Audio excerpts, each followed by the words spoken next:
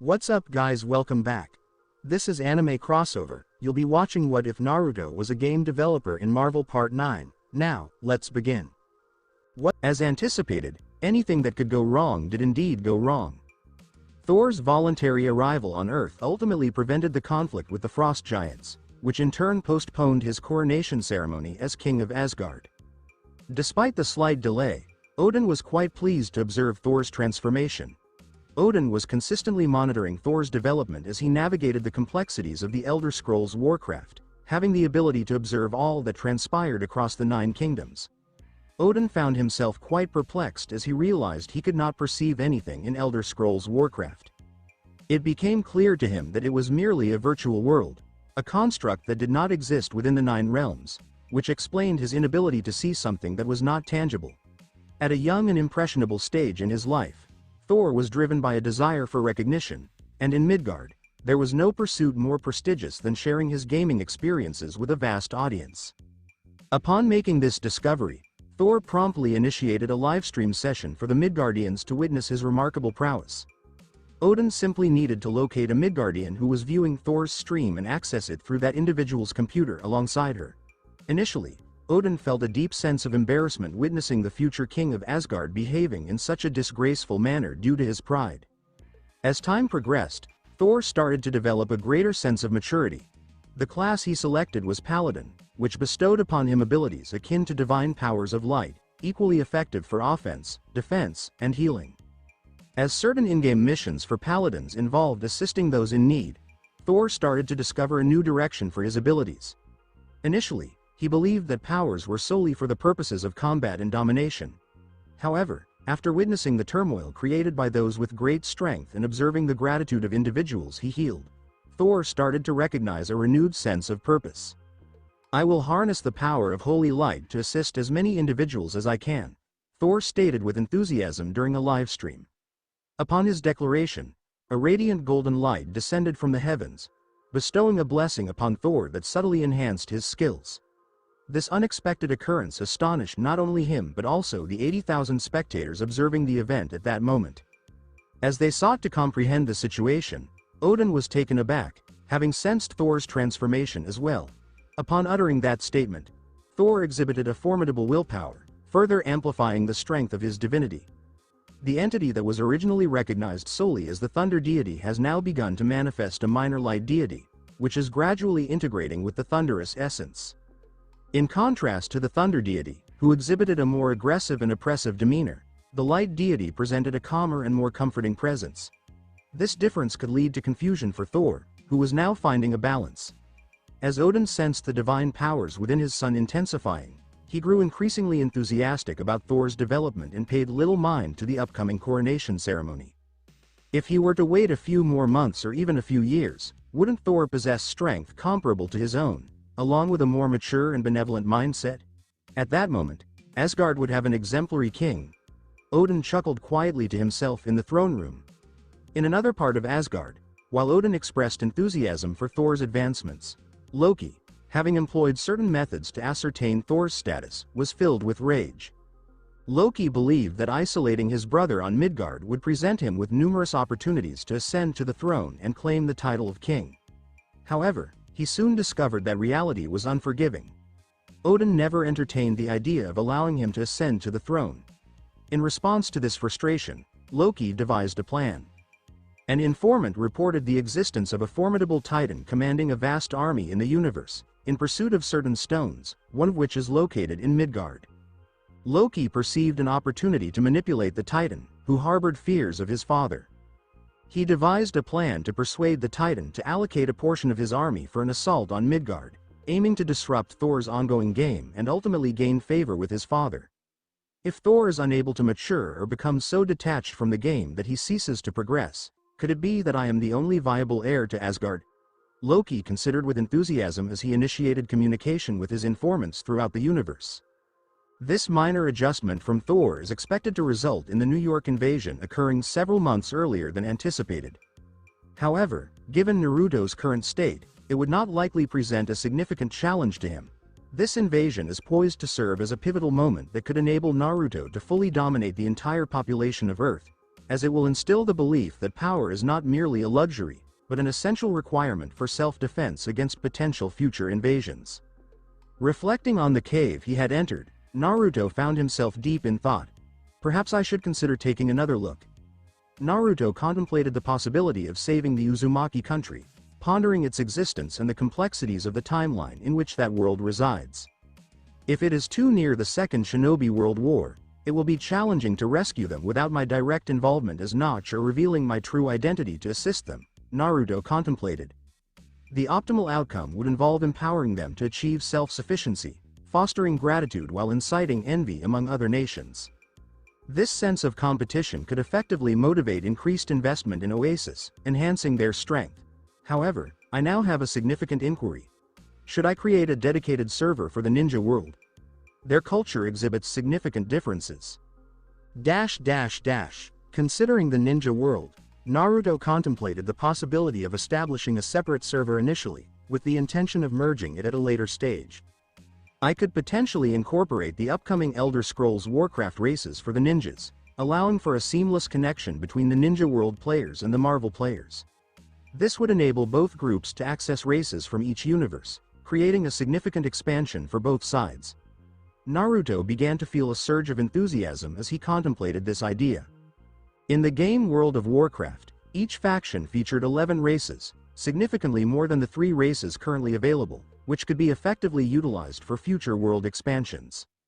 As Naruto documented his future plans on one computer monitor, the second monitor displayed the Thor livestream. Regrettably, Naruto discovered that he could only adjust the settings of the games he developed via the physical computer. However, there was an option to utilize these settings in a virtual reality format within the Oasis for a 20 million GP upgrade. Alternatively, he could opt for a 50 million GP upgrade to implement augmented reality technology, enabling him to configure everything on floating screens in his actual environment. The second upgrade would only become available after the completion of the first upgrade. To manage games in the real world without the necessity of being seated at the computer, Naruto would need to invest 70 million GP. A figure that just a few months prior seemed entirely unattainable and remote has now become much more feasible. Had he joined for just a few months, obtaining this upgrade would have been straightforward. However, this would require him to refrain from releasing updates to the games or making skills accessible to the players during that period, which was entirely impractical for him. Observing Thor's livestream screen, the moment when Odin realized that Thor had been graced by the light also took Naruto by surprise. Could you please clarify what that is? Is my light magic more powerful? Thor pondered in bewilderment, leaving the audience equally perplexed. Was your kind and selfless heart the reason for the God of Light's blessing upon you? A viewer has successfully deduced it. Does the God of Light truly exist?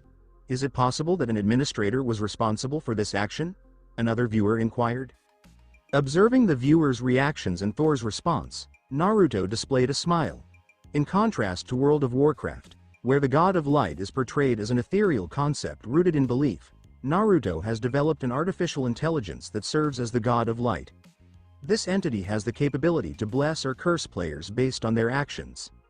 Alongside the God of Light, additional deities were established, along with druid and shamanic spirits to engage with the players. It was unexpected that Thor was the inaugural player favored by the God of Light, a revelation that rapidly circulated online as fresh information. Remarkable journey. The paladin favored by the deity of illumination. Hello adventurers, today I encountered an unexpected surprise while searching for a paladin livestream on Twitch. The unexpected revelation originated from a Thor livestream. In contrast to other paladin streams I had observed, streamer Thor genuinely embodied the essence of a paladin within that realm, reminiscent of dedicated roleplayers. However, when questioned about roleplay, he seemed unfamiliar with the concept altogether. However, everything remained ordinary until Thor experienced a profound realization. He resolved to commit himself to becoming the paladin dedicated to saving the most lives within the game. In that moment, a divine light descended upon him, bestowing its blessing. Upon testing his abilities, he observed that both the damage inflicted and the healing provided had increased by a minimum of 20%. Are you familiar with what this is? The paladin, once among the lowest in damage output within the game, has likely not only matched the performance of other classes following this enhancement but may have surpassed many of them as well. As a fellow paladin, I attempted to obtain this blessing for my game character. However, I was unsuccessful. I believe the God of Light recognized my lack of sincerity and my desire solely for the blessing, which is why I did not receive it. Upon revisiting Thor's livestream, I noted that he opted not to read the God of Light's Bible, instead choosing to listen to it as an audiobook while engaging in monster combat, seemingly drawn to the epic narratives of past paladin battles. Based on the insights I gained from him, I made the decision to pursue an action I had never envisioned myself undertaking. Similar to how the Magic School Guild exclusively admits mages, I have chosen to establish the Holy Church Guild, which will only welcome paladins and priests. We will collaboratively explore the God of Light and share insights regarding this deity, with the aim of assisting one another in acquiring blessings and enhancing the effectiveness of our classes.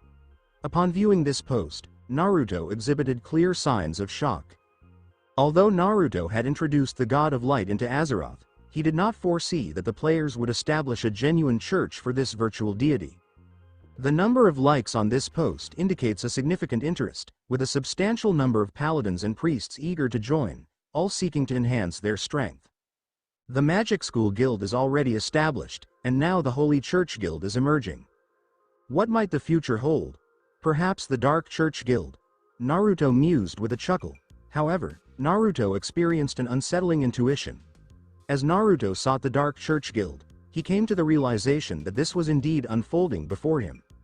Upon observing paladins and priests uniting in their devotion to the God of Light for enhanced strength, Warlock players expressed interest in whether a similar approach could yield benefits for their own abilities.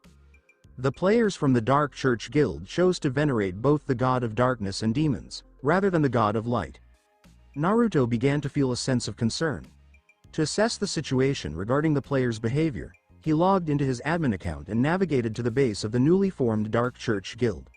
Upon arriving at the guild, Naruto encountered a sight that caused him to momentarily pause. At the outset of the game, the players had yet to acquire a gold coin, rendering land rental nearly unfeasible. Consequently, without an official location, the players identified a cave devoid of monster spawns and opted to establish it as their temporary base. Although the setting was rustic, there were at least 80 players in that cave engaging in conversation and sharing insights about the dark magic of warlocks and the ways to seek blessings from the God of Darkness. The Dark God was indeed a creation of Naruto, indicating that with focused effort, it is feasible for them to realize this potential. In theory, every class could receive a blessing from a god or a spirit. However, the extent of the blessing from one player to another was contingent upon the level of dedication the player demonstrated towards that entity. The enhancement that Thor received was 20% on his skills, but depending on his actions, he has the potential to elevate this enhancement to as much as 100%. Naruto anticipated that it would require several months for these players to receive their initial blessing. However, managing the 7th natural disaster, the players, proved to be quite challenging. Observing the warlocks engaging in the worship of dark deities and demons for the sake of acquiring blessings was not unexpected. However, one particular entity that these players were venerating caused Naruto to come to a standstill. In a painting created by the players, a scene depicts 5 players kneeling in prayer, featuring a highly recognizable figure from other games. Herobrine indeed. The players were all dressed in black attire as they knelt at the center of a pentagram, engaging in prayer to Herobrine. However, what caught Naruto off guard was the sense of familiarity he felt in this situation. Where have I encountered these players previously? Naruto pondered to himself in confusion. Oasis, please relay the players' requests to me. Naruto instructed the Oasis AI. At that moment, Naruto began to pay attention to the discussions among the players and finally grasped the reason behind their familiarity. Were these players not the ones who were eliminated by him during the Hypixel invasion as he was making an offering to Herobrine? Have they not ceased their attempts to venerate Herobrine yet? Naruto expressed his astonishment. It would be inaccurate to claim that he was unaffected, as it was evident that nearly a year later, these players remained committed to offering their prayers for him. Would it be appropriate for me to extend a small blessing to them? Naruto pondered to himself with a hint of uncertainty. He was reluctant to allow the official religion of the Warlocks to become Herobrine due to his oversight, as he preferred the lore of that world to evolve organically. However, witnessing the dedication of these players towards him caused Naruto's heart to soften slightly. I believe a modest gift would be acceptable, wouldn't it? I am already aware. Naruto contemplated as he directed Oasis to ensnare these players in an illusion. Vorith served as the nickname for the prominent player among these 5 Herobrine worshippers. Since witnessing Herobrine in person at the Hypixel invasion, Vorith and his friends have been dedicated to honoring Herobrine, captivated by his impressive demeanor. Regrettably, they did not achieve any results in the other games. He and his friends were on the verge of giving up until the post about Paladin, Thor, piqued the interest of Vorith. He then collaborated with his friends and other Warlock players to investigate the identity of their god. Out of routine, Vorith chose to offer a prayer to Herobrine, viewing it as their final endeavor. In the initial moments, there was a noticeable lack of activity, which began to cause significant disappointment for Vorith. It may be prudent for us to consider discontinuing our efforts. Vorith reflected with a hint of disappointment. Suddenly, Vorith experienced a sensation as though the world was in motion. Startled, Vorith opened his eyes and observed the world seemingly being drawn into a black hole.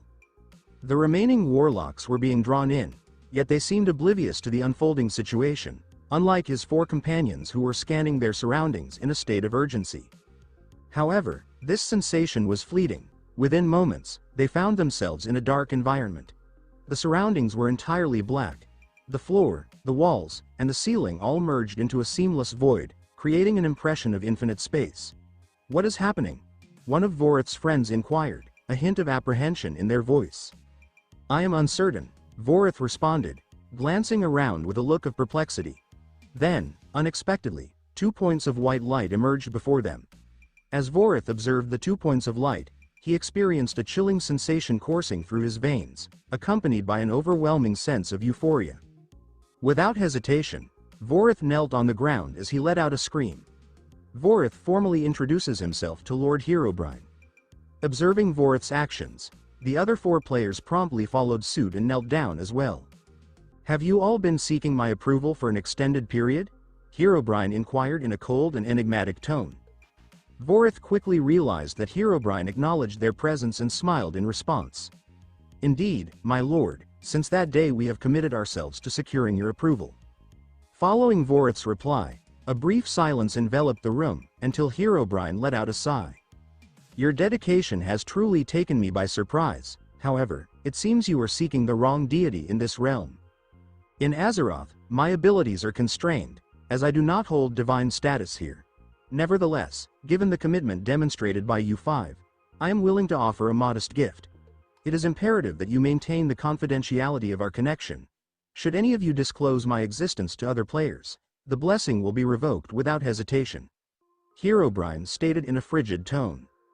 Upon hearing this, the 5 players experienced an increase in their heart rates, yet they responded with nods of agreement. Who would be unwise enough to disclose the secret of a deity to fellow players? With a subtle acknowledgement from Herobrine, indicated by the faint shift of his luminous eyes, Vorith and his companions sensed a surge of energy coursing through their bodies. Vorith examined his statistics with interest and noted a 10% increase in his attributes. While this was only half of what Thor had received from the God of Light, it was not a matter for concern, particularly given the significance of the blessing's name. This represents an initial endorsement, indicating that there is potential for enhancement in the future. As Vorith surveyed his surroundings, he noticed that the eyes of his 4 companions were subtly illuminated with a white light, evoking a striking resemblance to Herobrine. Oasis provided an option for players to purchase an eye glow reminiscent of Herobrine to use as a skin. However, in Elder Scrolls Warcraft, this feature transcended mere aesthetics, serving as a genuine acknowledgement of Herobrine for the players. The weight it carried was significantly more substantial than it appeared. Herobrine, with a concealed smile, gestured with his hand, returning the players to the cave they had occupied. "It seems that they experienced happiness for a period, wouldn't you agree?" Naruto contemplated while he chuckled. In Elder Scrolls Warcraft, the Church of Light, established by NPCs, became a focal point for the players from the Holy Church Guild. As they engaged more with the NPCs of this church, they observed a gradual rise in their popularity among them. This growing rapport enhanced the friendliness of the NPCs and increased the likelihood of receiving hidden quests from them. This development took both the Holy Church Guild players and regular players by surprise, as it was unexpected that such an event could influence an NPC's opinion. Furthermore, if an NPC's favorability towards a player increased significantly, it could lead to the acquisition of hidden quests, which offer rewards far superior to those of standard quests. The artificial intelligence of these NPCs exceeds my expectations, Nick Fury observed in astonishment. Previously, he had been astonished solely by the graphical and mechanical features of the games, as other titles primarily focused on interactions between players, leaving little room for NPCs. Subsequently, in Oasis, certain NPCs emerged. However, their initial intelligence exhibited some shortcomings, which progressively diminished and became less apparent over time. Up to this point, he had been analyzing the present condition of these artificial intelligences. If there had not been a name displayed in a contrasting color, it would have been difficult for anyone to discern that what stood before them was not a genuine individual, but merely a program processing data. It is likely that Notch utilized the players in Oasis to develop this artificial intelligence, ensuring it would be sufficiently prepared for implementation in Elder Scrolls Warcraft, Fury remarked with a sigh. Due to Fury's diverse network of agents across various classes and races, he received information ahead of others. In contrast to other players who were still exploring the potential of various classes, he was already aware of at least 4 players from different classes who had been blessed. The initial character was a paladin named Thor, accompanied by a hunter, a shaman, and a rogue, who seemingly possessed a deeper connection with the deities and spirits of the game, excluding the rogue, naturally. Additionally, he found that many of these players who were considered fortunate had a link to the class they selected in real life. This connection suggested that either Elder Scrolls Warcraft had the ability to read individuals' minds to gain insight into their lives beyond the game, or it could assess players' behaviors to evaluate their sincerity. I am optimistic that it is the second option. Nick let out a deep sigh. Fortunately, the rogue who received the blessing was his subordinate. In contrast to the paladin, who received blessings from a god of light, Natasha was favored by a figure who identified herself as Daedric Princess Nocturnal. In contrast to Thor, who received merely a light from the heavens, Natasha experienced a voice within her mind, revealing that she was a Daedric princess named Nocturnal, the embodiment of night, darkness, and luck. Thor's blessing consistently granted him a 20% increase, whereas Natasha's blessing was conditional, offering a 25% boost during nighttime or in darkness, and only 12.5% during daylight or in light. According to Natasha, this was due to her being at the initial stage. However, the Daedric princess indicated that if she persisted on this path, the blessing would be amplified. This led Nick to draw a conclusion. I am unfamiliar with the concept of a Daedric princess, suggesting that there may be numerous deities beyond our current knowledge. It is also conceivable that some deities might choose to curse the players rather than bestow blessings upon them. The criteria for receiving a deity's blessing can vary significantly, which explains why certain classes still lack players who have been blessed, despite the existence of over 1 billion players. Nick started to analyze the situation. The most effective approach to receiving a blessing is to adhere strictly to a specific philosophy. If a deity is associated with that philosophy, it is likely that the deity will bestow blessings upon that player. Nick became enthusiastic upon contemplating this and promptly instructed several agents to evaluate his theory. As Nick managed the agents to conduct this test, players globally were astonished to learn about the second player receiving a blessing. The hunter known as Bullseye received a blessing from an unidentified deity. When the players inquired about it, he chose to remain silent and did not provide an explanation. However, his guild, Fisk Industries, publicly announced that he had received a blessing and demonstrated his effectiveness both before and after this event, thereby validating to the players that he had indeed been blessed. His most notable trait was his ability as a hunter who relied solely on a rifle and his own skills, demonstrating complete self-sufficiency. The players concluded that this was the reason for his blessing, leading many hunters to forsake their pets in favor of striving to develop as Bullseye. A significant number of hunters began to queue to become members of the Fisk Industries Guild, eager to gain insights from Bullseye on how to receive similar blessings. The significant influx of players joining his guild was precisely what Fisk desired, as it would not only enhance his manpower within the game but also amplify his influence in the virtual world, both in the game and beyond. Practical experience. Regrettably for Fisk, despite meeting the criteria to redeem a skill for real life and paying to expedite the process, he was unable to utilize that skill for his desired purposes, as he did not pass any of the skill checks. Oasis character. What if he employed individuals from the game to acquire the skills on his behalf, allowing them to utilize those skills for tasks he assigned to them? In the future, I will need to conduct tests with these new players. If I can assemble a team of players with healing abilities, even if my troops lack skills, they will be able to engage in battle confidently, knowing they can return and receive treatment from the healers. Fisk confidently shared his plan while alone in the office, wearing a smile. The information regarding skills remained confined to a select few, until a post on the Elder Scrolls Warcraft forum unveiled this secret and sent ripples through the community. The Elder Scrolls Warcraft has enhanced my abilities significantly. Indeed, the title is accurate. Elder Scrolls Warcraft has bestowed upon me extraordinary abilities. Hello. My name is Susan Maria Smith. I work as an accountant in a firm in Manhattan, which is quite similar to many others in the area. The most notable aspect of my life is that I hold the highest level among my friends in Elder Scrolls Warcraft. As a result, while my peers remained at level 8, I successfully advanced to level 10. I was pleasantly surprised to discover that upon reaching level 10, the game provided an opportunity for me to acquire a skill applicable in real life. The screen layout presented here allows for the selection of my skill. As a warlock who advanced 10 levels in 20 days alongside my imp companion, whom I named Kitty, the first skill I considered selecting was the Imp Summon skill. After selecting the skill, a tab appeared displaying a loading screen indicating that I was in the queue, with an estimated learning duration of 14 years. As it was late, I made the decision to log off from the game and retire for the night, as I had work commitments the following day. Upon returning home and launching Elder Scrolls Warcraft, I discovered that the skill was readily accessible with just a click. I am eager to acquire practical knowledge in this area. Initially, I had some reservations about whether I would truly learn something applicable in real life. However, reflecting on how Notch utilized magic during the confrontation with Iron Man ignited a glimmer of hope within me, suggesting that it might indeed be a reality. As I clicked to acquire the skill, I experienced a brief moment of disorientation before a clear memory emerged, suggesting that I had thoroughly studied this skill for an extended period and had successfully applied it. I made the decision to leave the game and pursue a different path. Similar to experiences in Elder Scrolls and Warcraft, I sensed my mana in reality, which further elevated my hope. Can you determine whether I succeeded? Selfie_with_kitty_imp.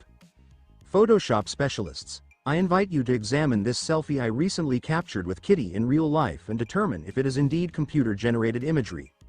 I'm pleased to share that I have embraced the role of a warlock in real life. Similar to the game, Kitty possesses the cognitive abilities of a 3-year-old child. However, her combat skills are exceptionally advanced, and she demonstrates remarkable strength despite her petite stature. If you are interested in learning more about my life with Kitty, please follow me on Oasis. I will be posting daily photos and addressing any questions you may have. My Oasis handle is at Marianne Kitty. 12 million likes, 9 million comments, 31 million shares. At first, those aware that Elder Scrolls Warcraft skills could be acquired in real life were displeased to witness someone revealing this information to other players. However, upon reaching the conclusion of the post, they grasped the rationale behind the player's actions. The players observed her profile on Oasis with interest, noting that she had amassed over 3 million followers.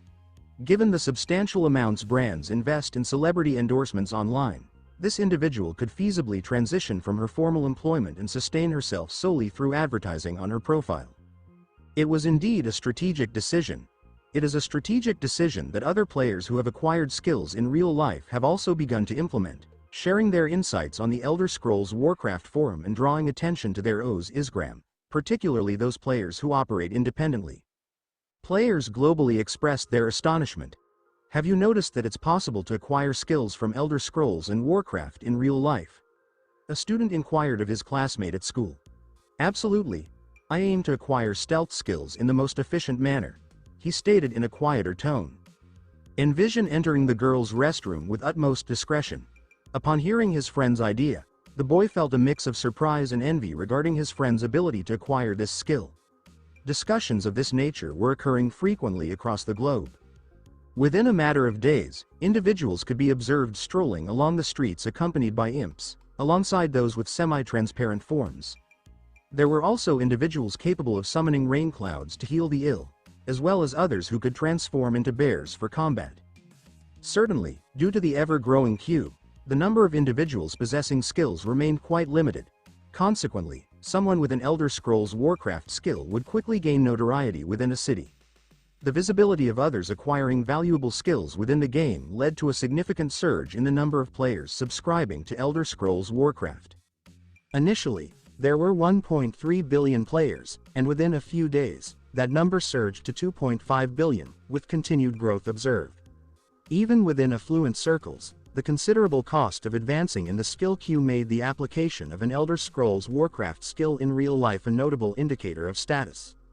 One cannot claim to be affluent without the capacity to invest a substantial amount to expedite the acquisition of the desired skill. For individuals who invested in luxury vehicles valued in the millions, allocating a few million to acquire a skill that could potentially save their lives is certainly a justified expenditure. What if you were without financial resources? It is advisable to prioritize acquiring a skill over accumulating a large number of cars. Having fewer vehicles can enhance your ability to safeguard your life through skill development, rather than being burdened by a full garage while facing potential risks. Naturally, there were concerns expressed by individuals who did not succeed in the character analysis and were unable to acquire skills. This raised apprehensions among others that they might never have the opportunity to learn a skill in real life. However, when Oasis provided an explanation regarding why certain individuals were not permitted to acquire the skill in real life, public interest surged, and Oasis' reputation improved significantly. Public agencies were actively promoting the participation of police officers in Elder Scrolls Warcraft by covering their monthly fees. This initiative aimed to enhance their skills and improve public safety, particularly given the understanding that criminals were unlikely to acquire similar skills. In only a few days following Maria Smith's article, the world started to shift, and what was previously an immensely discriminatory society against individuals with abilities was progressively altering its perspective to revere those with powers. The X-Men, Naruto's girlfriend, were among those who felt the most strongly. "So you mean someone came to help you guys deal with the out-of-control mutant?" Professor Xavier questioned Scott, somewhat perplexed. Scott rubbed the back of his head, responding uncertainly. Yes, apparently he was an Elder Scrolls Warcraft player who got a skill from there. As he was a shaman, he got the skill Lightning Bolt and he was from afar using the skills on the out-of-control mutant. Because of his help the battle was very easier than it should be initially. Professor Xavier was astonished to hear this. And what was people's reaction like? Did they treat him badly too? No, actually, unlike other times when we went out on missions and were received with hostility from everyone, this time no one shouted anything bad at us. There were even some people who took out their cell phones to record us while they shouted words of encouragement. Especially after the player appeared using the shaman skill, from then on, people's support only got bigger and bigger. Scott became a bit perplexed. Upon hearing this, Professor Xavier's eyes widened.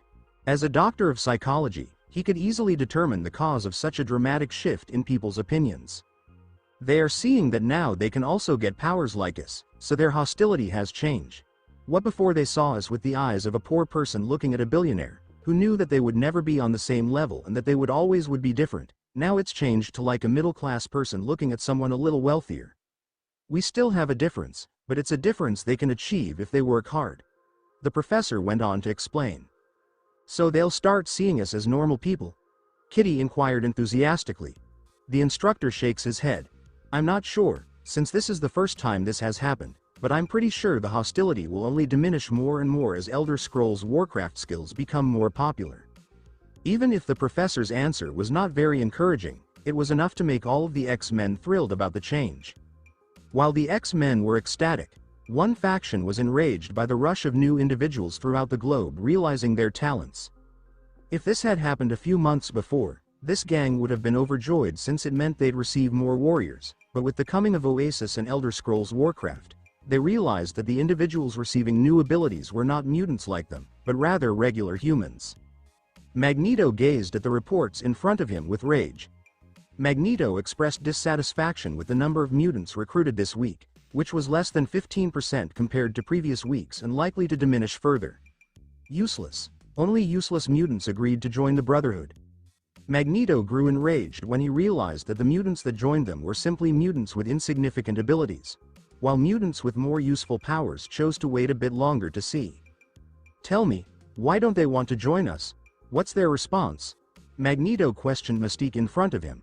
Mystique was also irritated, but she answered.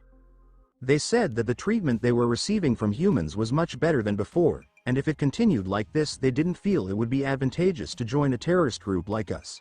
They what? Magneto was so enraged that the building they were in began to tremble. Where did they get this audacity from? Who gave them the courage to talk to me like that? Mystique only shook her head. It seems that ever since powers became normal and people began to revere powers, mutants are changing from something that was despised by society to something revered, so these people's pride is also growing. Magneto felt extremely enraged after hearing this. Damn, shitty Notch, I need revenge. Magneto was enraged. He had never been more disliked. Previously, anytime his name was spoken, whether human or mutant, everyone was terrified of the strength he had, particularly because he was capable of lifting a football stadium on his own when he was young. Are they dismissing his name merely because he hasn't done anything violent recently? I think it's time for humans to feel the terror of the Brotherhood again. Call the others, and we'll meet. Magneto calmed down and ordered in a steely voice. Mystique was concerned that things would go badly since there were now more people with abilities and they were unaware of Notch's actual strength, but seeing Magneto's wrath, she realized that saying anything now would be futile, so she simply did it. This is what he ordered. While Magneto was plotting his vengeance on Notch, Naruto was gazing at the quantity of GP he had accessible with a huge grin.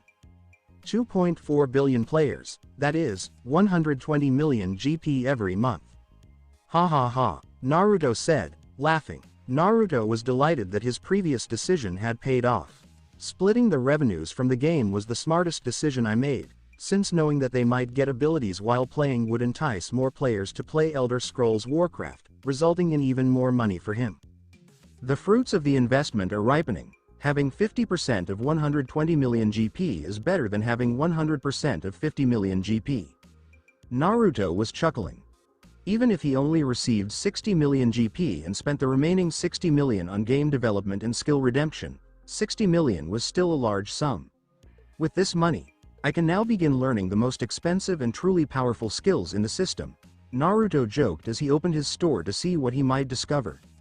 Unbeknownst to him, the new skills he'd acquire would eventually be used against Magneto. Rikugan, 6 eyes, 100 million GP. Rinnegan, 80 million GP. Eternal Mangekyo Sharingan, 20 million GP. 3 Tomo Sharingan, 2 million GP. It's funny that even the normal Mangekyo option doesn't exist. Is it because it would damage my body? And the Rinnegan, would it damage my body like it did to Nagato? Naruto was feeling a little nervous. He could purchase a Rinnegan with the GP he had left over from last month, but he wasn't sure whether that was the wisest option. Naruto eventually decided to purchase an Eternal Mangekyo Sharingan. As soon as he bought it, the Rinnegan's price altered. Rinnegan, 65 million GP. 15 million off, not bad. Even though I lost 5 million on it, it's still better than losing all 20 million. Naruto gave a grumble. Naruto felt as if the world had stopped in front of him while testing out his new eyes. Even though time was going in the same direction, it seemed like everything in his perspective was moving more slowly.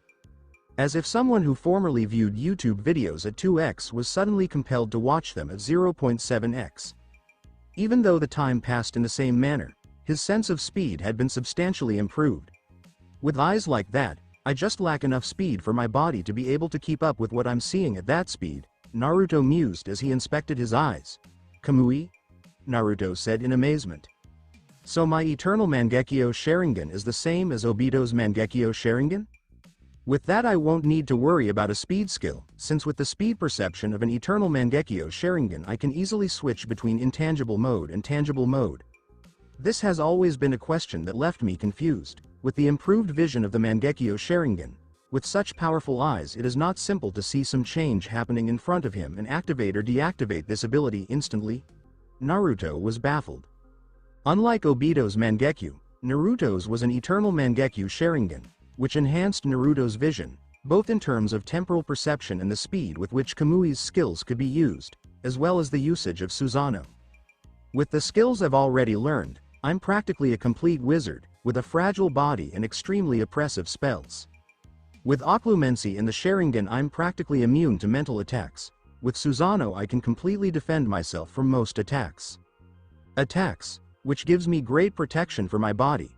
But my body is still weak if Susanoo is not activated.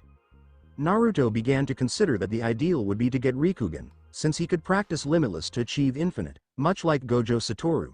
But the price of Rikugan was prohibitively expensive, to the point that Naruto could not even afford Rinnegan. He had enough GP for Rikugan. Naruto was interested in one of the talents listed. Susanoo Perfect Mastery. 10 million GP. 10 million GP for perfect control of Susanoo. Considering that this costs half of the Eternal Mangekyo Sharingan, the qualitative change must be very strong. Naruto considered purchasing it. Until he glanced at the rest of the list and realized that nothing he had enough GP to buy was worthwhile, so he shook his head and purchased this, Susanoo Perfect Mastery. Suddenly, Naruto felt the knowledge of the ability enter his mind. To his amazement, the information he was getting was much more potent than he had anticipated. With what he was learning, Naruto started to believe he could control Susanoo's armor density. He could either raise the size of the armor to guard a broader area behind him but at the expense of durability, or he could compress it to make it smaller but more robust.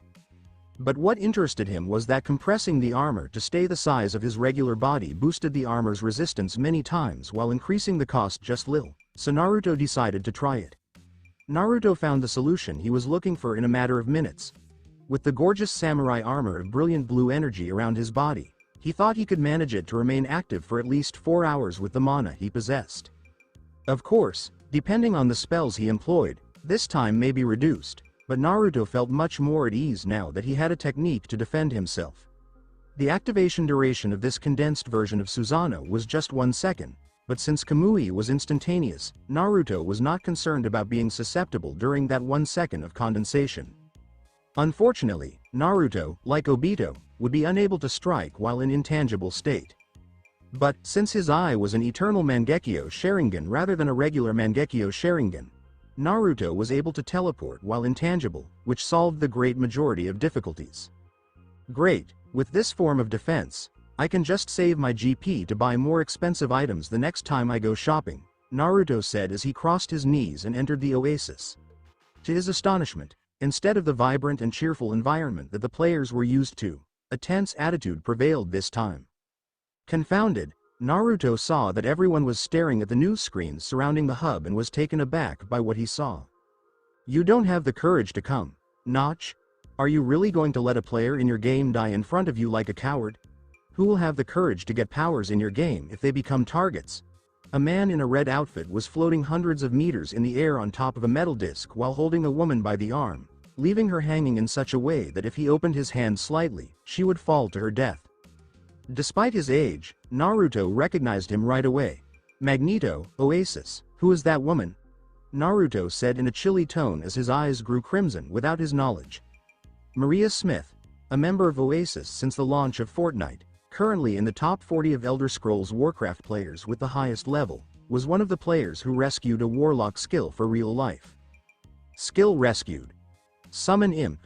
It was caught helping the X-Men when a villain was wreaking havoc near her real-life workplace. Playtime: 1,528 hours. Oasis Artificial Intelligence quickly gathered all the information Naruto needed and delivered it to him. Seeing all of this, Naruto soon realized what was going on and why Magneto was so frantic. Naruto considered a strategy to capitalize on this potential opportunity. Oasis, did you get her location? Naruto inquired.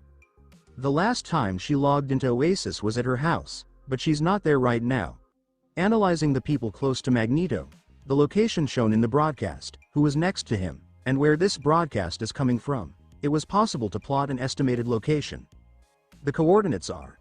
And this is the location on Google Maps. Naruto nodded, spotted the position on the map, and swiftly logged out of Oasis.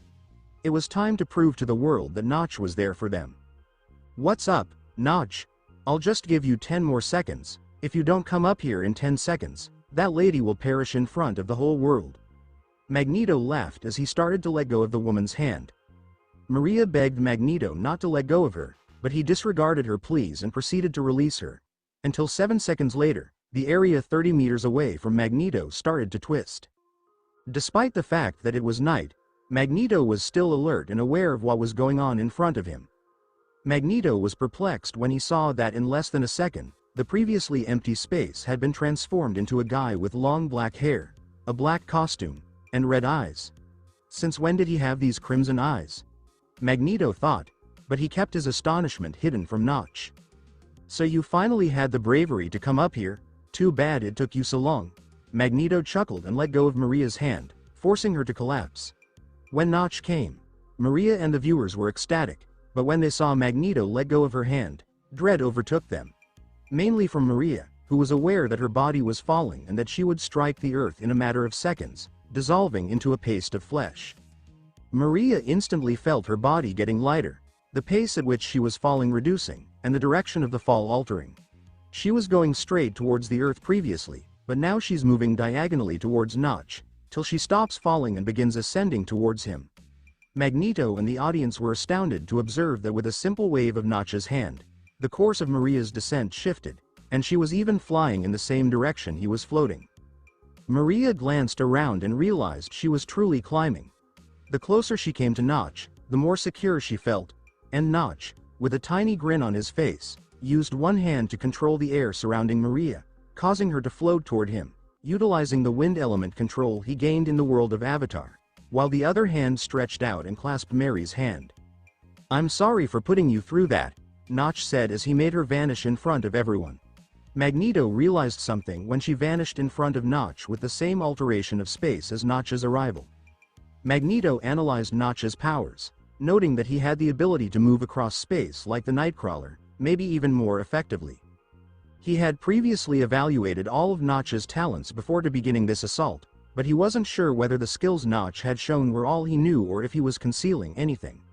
To Magneto's surprise, Notch only demonstrated new skills today, which he had never shown in front of anybody before. Magneto was upset, saying, "Everything I prepared for him could be useless." Naruto was frustrated, too. "My Sharingan illusion isn't working on him," Naruto questioned as he examined his helmet. Just as the helmet may prevent Professor Xavier's mental control, it could also prevent the Sharingan from interfering with his body, rendering him uncontrollable. "If I'm not going to be able to deal with this easily, let's test the new armor," Naruto reasoned as he activated the Susanoo armor that was compressed around his torso. Magneto was taken aback when he saw blue armor covering Notch's torso. "This armor is built with some energy. There's no metal in his body, damn it," Magneto thought frustratedly. Fortunately, he had made some preparations in case this occurred. "Do you believe this armor will be sufficient to defend you?" Magneto inquired Notch in a disdainful tone. Notch only shook his head as he reached out and took Susanoo's blade in his hand. "I have armor to defend myself, but what will protect you?" As soon as Notch stated this, he accelerated towards Magneto. Because he had Eternal Mangekyo Sharingan activated, he could see considerably better and didn't have to worry about losing control when flying at great speeds.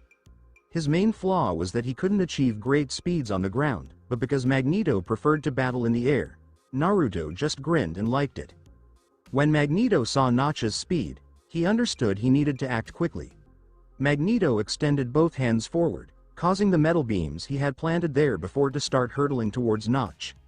"Come on, show me if that blue armor of yours can help with anything," Magneto growled fiercely, slamming the metal beams as hard as he could at Notch. Naruto was somewhat concerned when he saw how quickly these beams were approaching him, since he hadn't yet tested the resistance of Susanoo's armor in real life, so he planned to become intangible and pass through the beams. However, he quickly realized that now could be the greatest moment to test the armor's resilience and abandoned that notion. So, with the knife pointing forward, Notch attempted to chop through these metal beams. As these beams sped nearer Notch, the crowd watching the program got more concerned. Despite knowing Notch was strong, they started to see him as a wizard since, throughout the battle with Iron Man against the Hulk-like creature, he only employed long-range magic. Even more so, since he usually wore a fashionable outfit, it created the appearance that Notch was just a wizard, as wizards did not often wear armor. But witnessing Notch conjure this blue armor made them think of something from Elder Scrolls. Warcraft.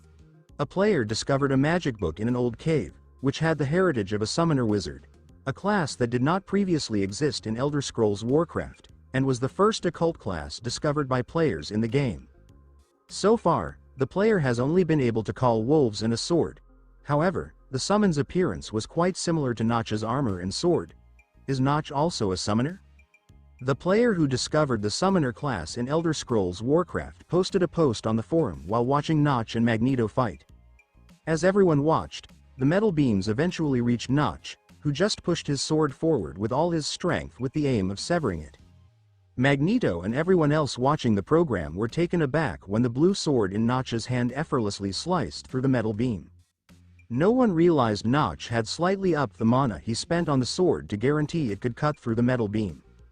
Fortunately, the additional mana he expended on the blade was superfluous, as the sword sliced through the metal beam like a giant block of wet mud. Every metal beam Magneto launched at Notch was easily sliced through, leaving Magneto in despair. Afraid, he attempted to manipulate Notch's body, but there was nothing metal he could control since Naruto had left everything metal at home, leaving just a plain suit covered by the Mystique's abilities to make him appear like Notch and wear his clothes.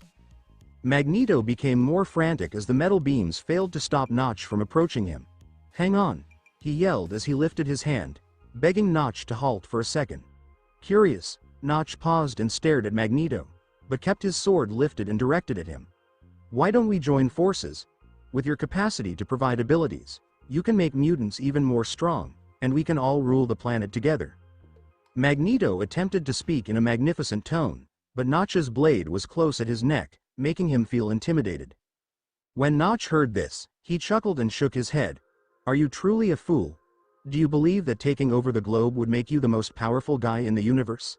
Have you ever questioned why I devote so much resources to improving people's life, even to the extent of granting them powers?" Magneto, being as intelligent as he was, quickly comprehended some of the reasons. "Are you preparing them for war?" Hearing this, not only were the mutants at the scene astonished, but so were others all throughout the globe, including government leaders. "Looks like you're not as stupid as I thought." Notch shook his head and dropped his blade, causing Magneto to sigh slightly. "Even if we were able to unite the globe under a single flag, such as the mutant flag, what would the cost be? At the expense of destroying our internal strength and making way for foreign invaders." Magneto was puzzled by this comment. "Foreign invaders? What are you talking about?" Notch only shook his head and pointed skyward, startling Magneto and the whole crowd watching the show. At the time, more than 1 billion people were watching the show, and snippets from it would soon flood Twitch, bringing the news to almost everyone on the world. "Aliens?" Magneto inquired, uncertainly, believing Notch was insane. "Do you believe this is impossible? According to my sources, we have previously been invaded by other species, but these invasions were on a limited scale, to the point that virtually no one was aware of them. But, in the near future, they will occur again, and this time we will need the strongest weaponry available.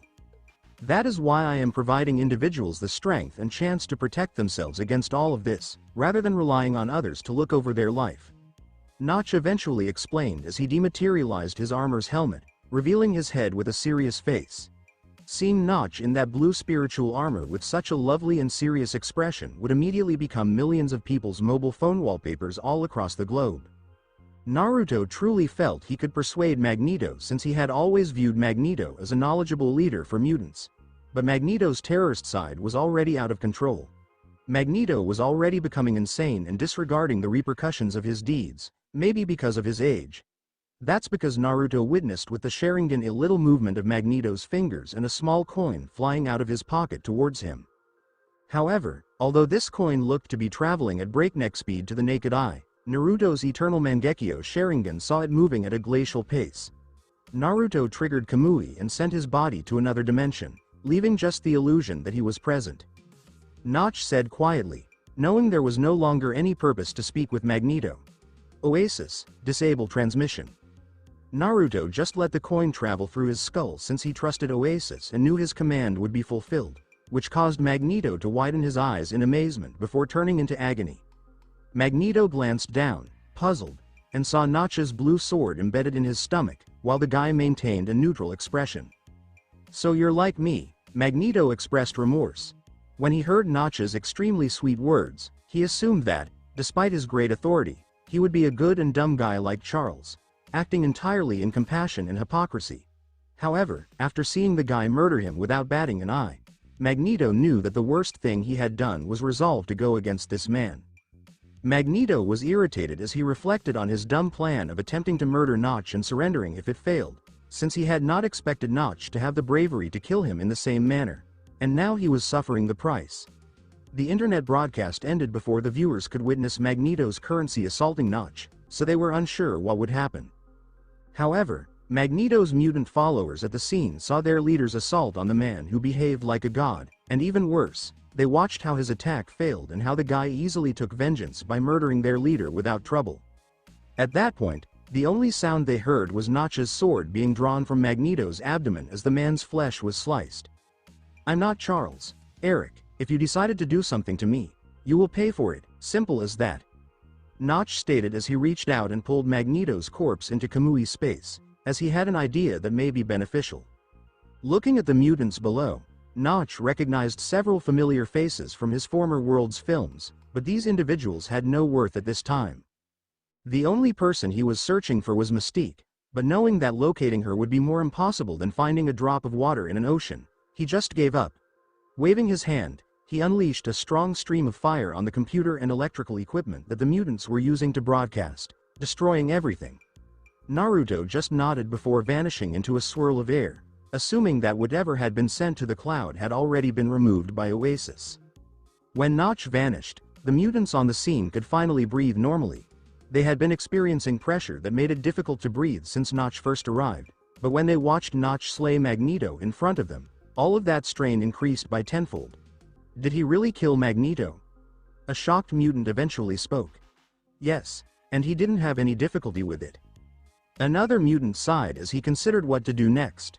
When the mutants were about to retrieve their belongings and go on, space twisted again, forcing them to freeze in place.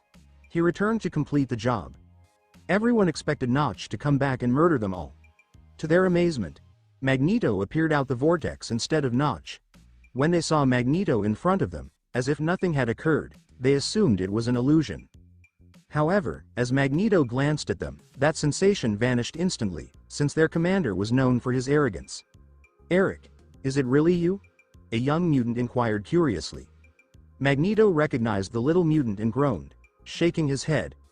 "We offended someone we shouldn't have offended, Raven."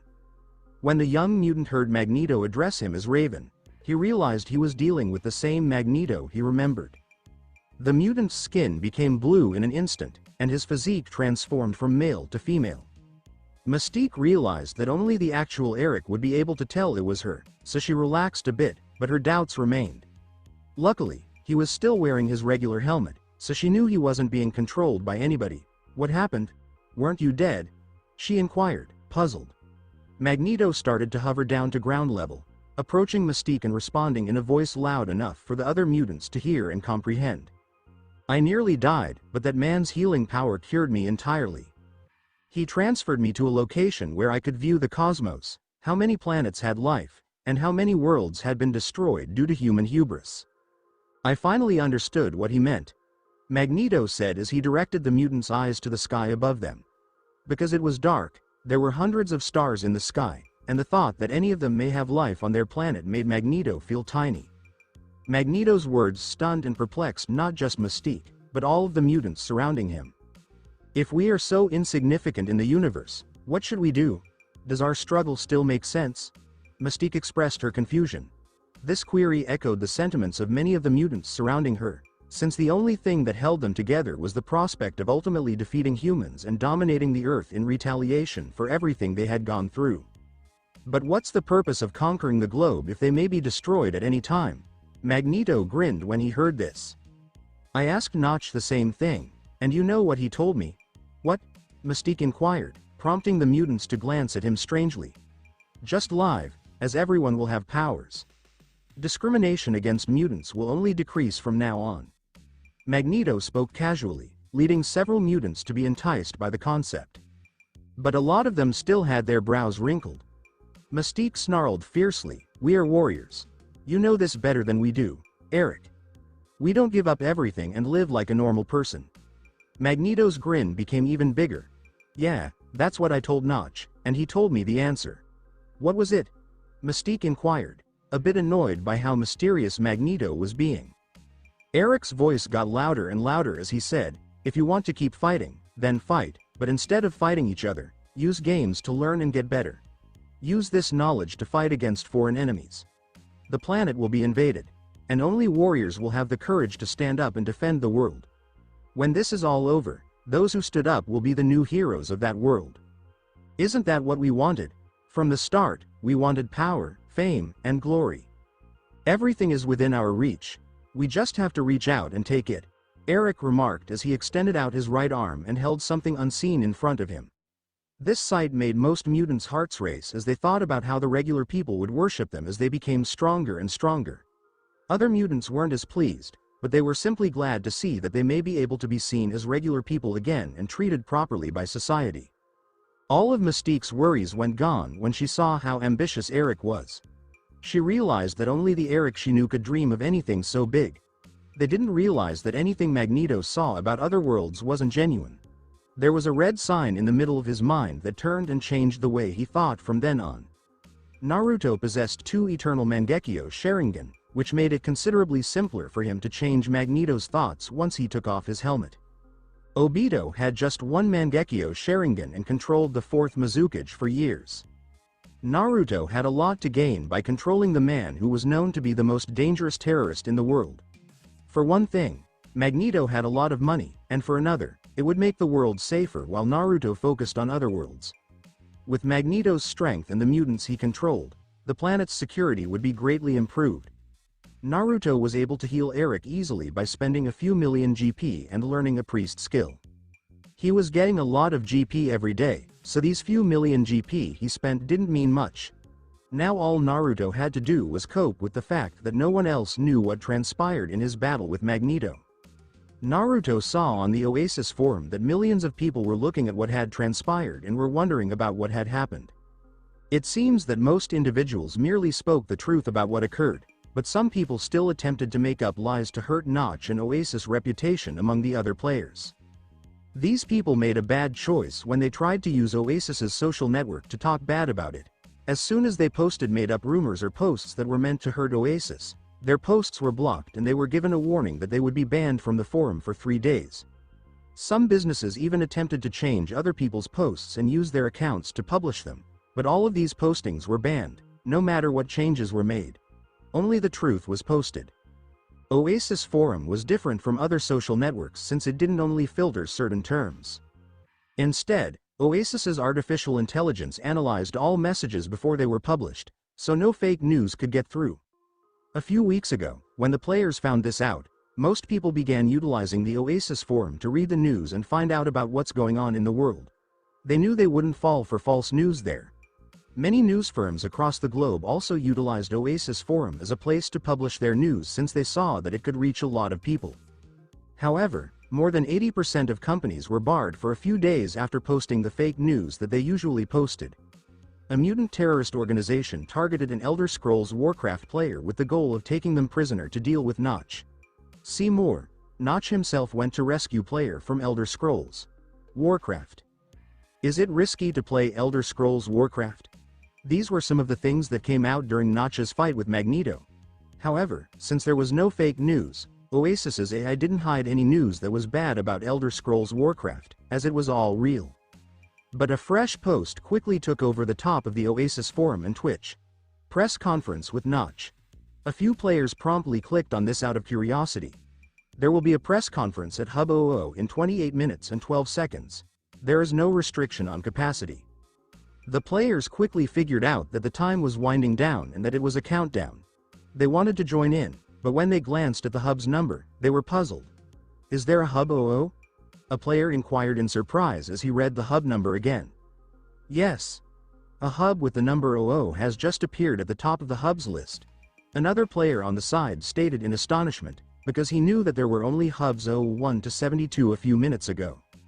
Hundreds of millions of players from all around the globe clicked to see what would happen when they saw a new hub.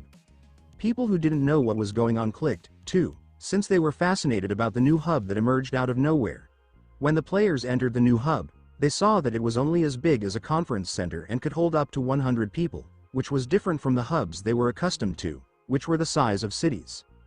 The players were confused about how so many people could fit here, so they opened the menu and finally found something they knew.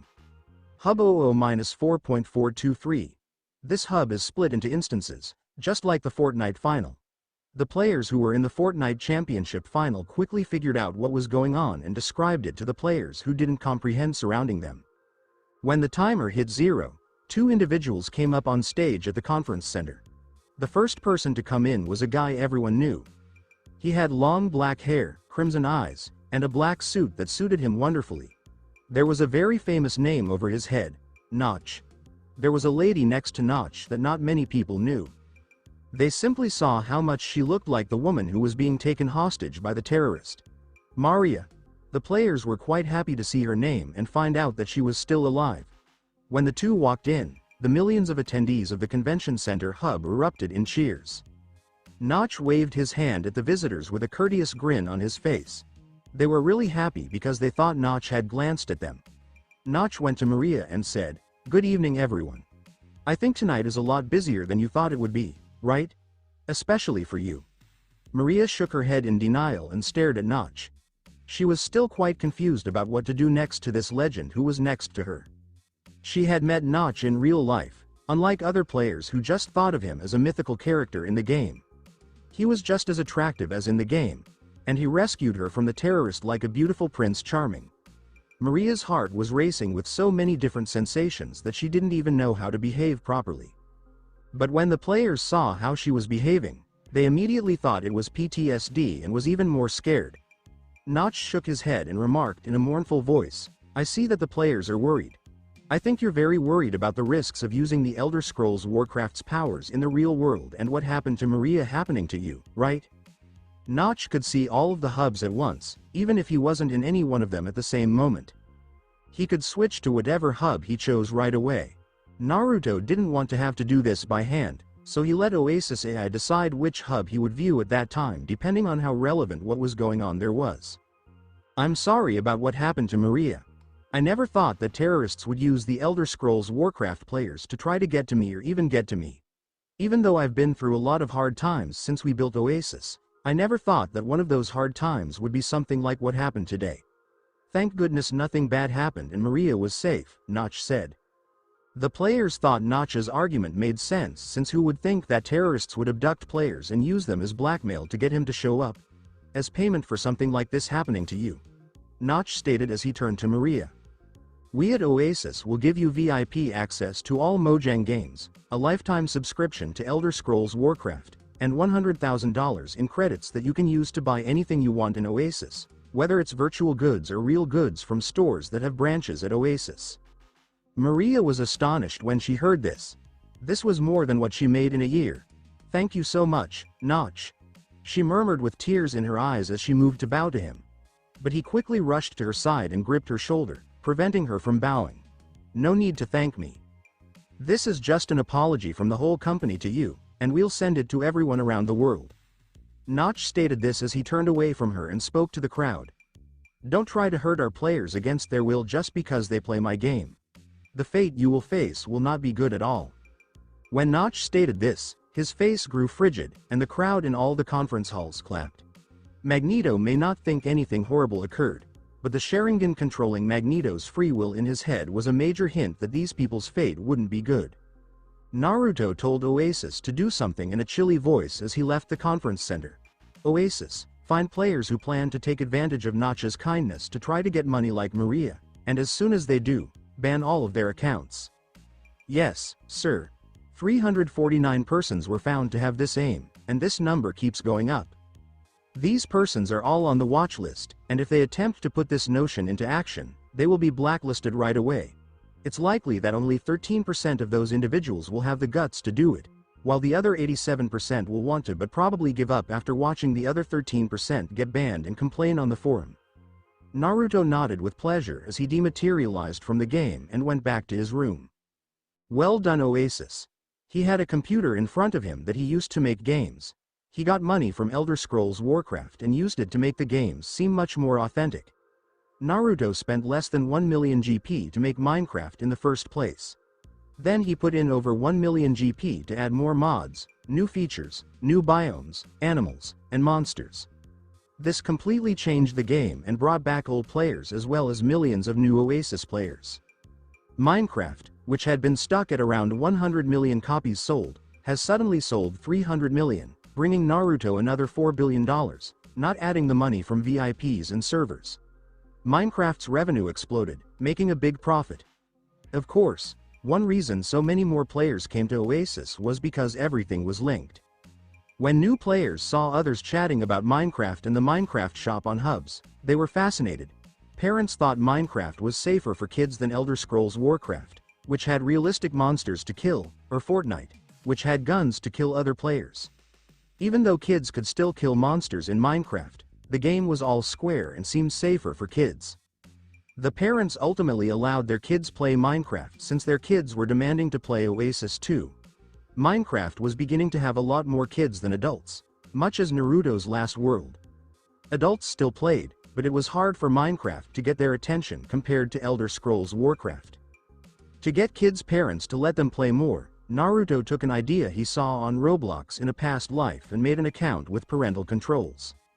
Parents could then choose what their kids could see and do in the game.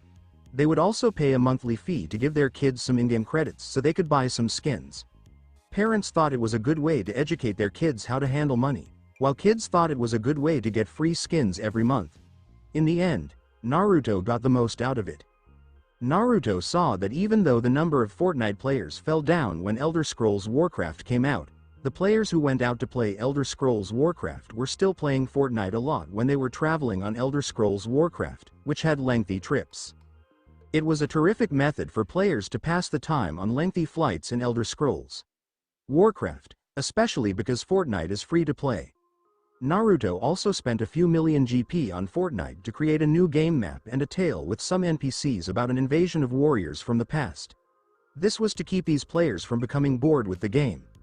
Naruto made a lot of money in GP by making a new battle pass and a lot of new skins for the game shop as part of Season 2. He didn't forget about Elder Scrolls Warcraft, which was his major source of money, so Naruto put in more than 10 million GP into the game, which is nearly twice as much as he put in to start it. He has put off making this investment because of the quality of the players. As in the beginning, it took a long time for the players to level up. Naruto ceased spending GP on developing mounts and higher level dungeons since it didn't make sense to spend more GP in these areas and make the experience of the initial levels less fun. Naruto decided to work on these topics now that he had a lot more GP.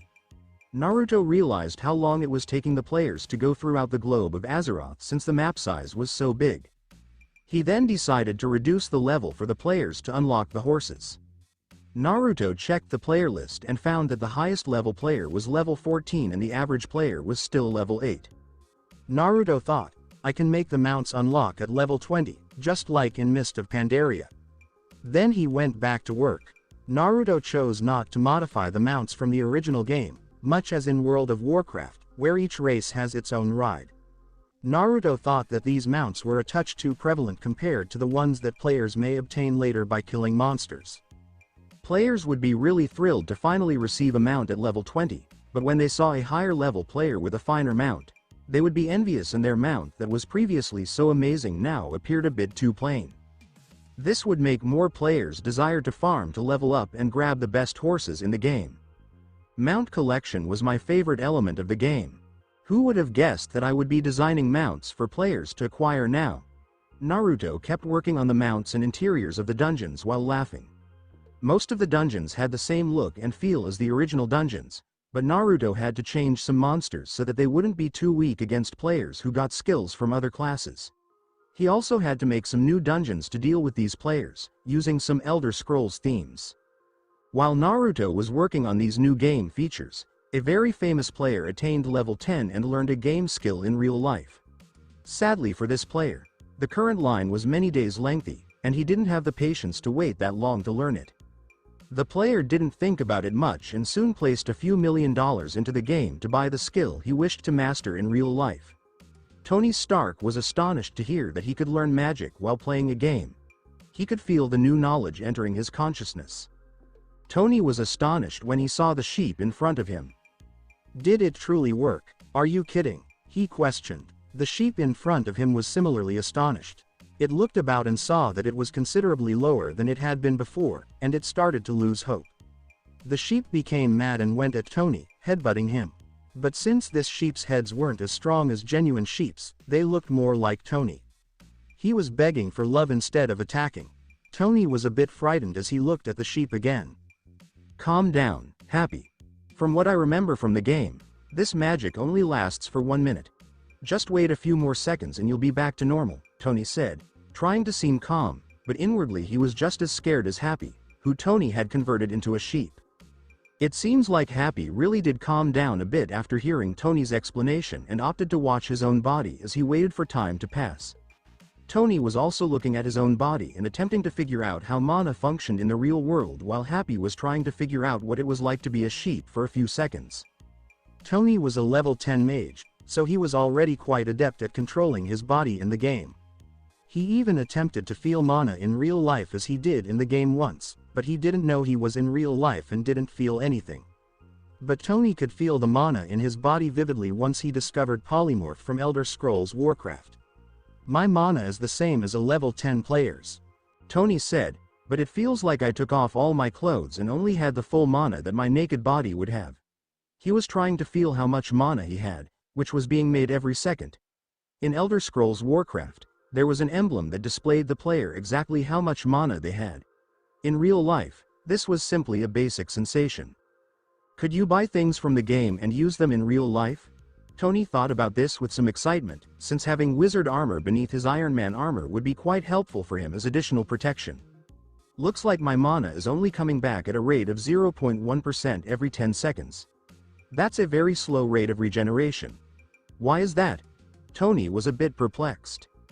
He thought about Elder Scrolls Warcraft's mana regeneration and recalled that there were spots where mana recovered quicker because the air was cleaner and there was more mana in the air. Is that why? Is it possible that the mana in the air is considerably lower in the city due to the pollution? Tony started to think of something that would clean the air. He didn't want to live in the country. He liked the active city life. So, if he couldn't relocate to the country where the air is cooler, couldn't he simply make the city air cooler? Making something to clean the air won't be too hard for people who have already come up with clean energy. As Tony walked to his lab, he said something that left just the perplexed Happy the sheep in the room.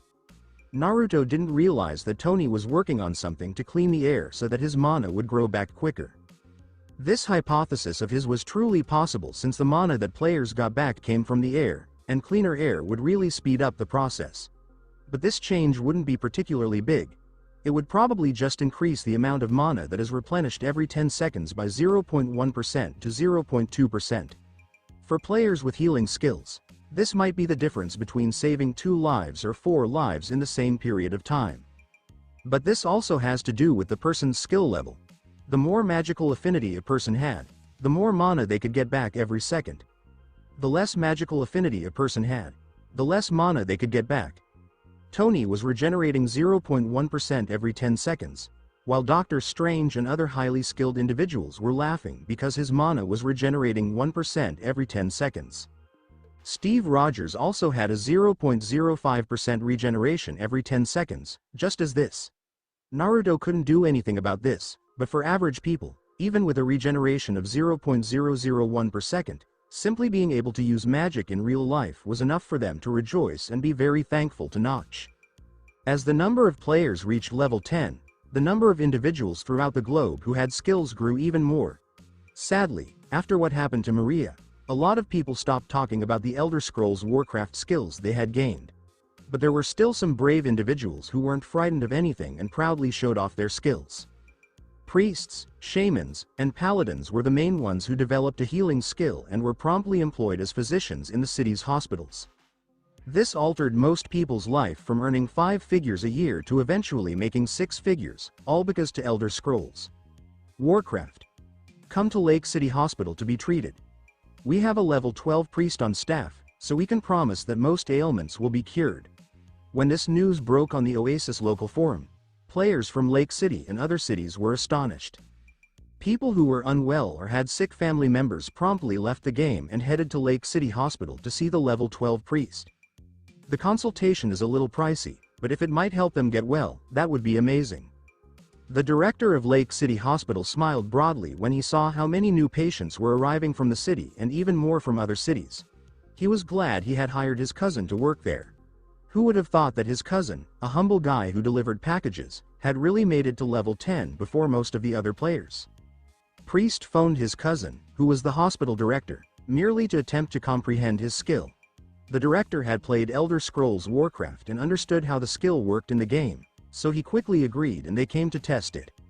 The skill could heal most ailments, which surprised them. The director didn't think twice before giving his cousin the same pay as a surgeon at the hospital. This astonished both his cousin and the other physicians.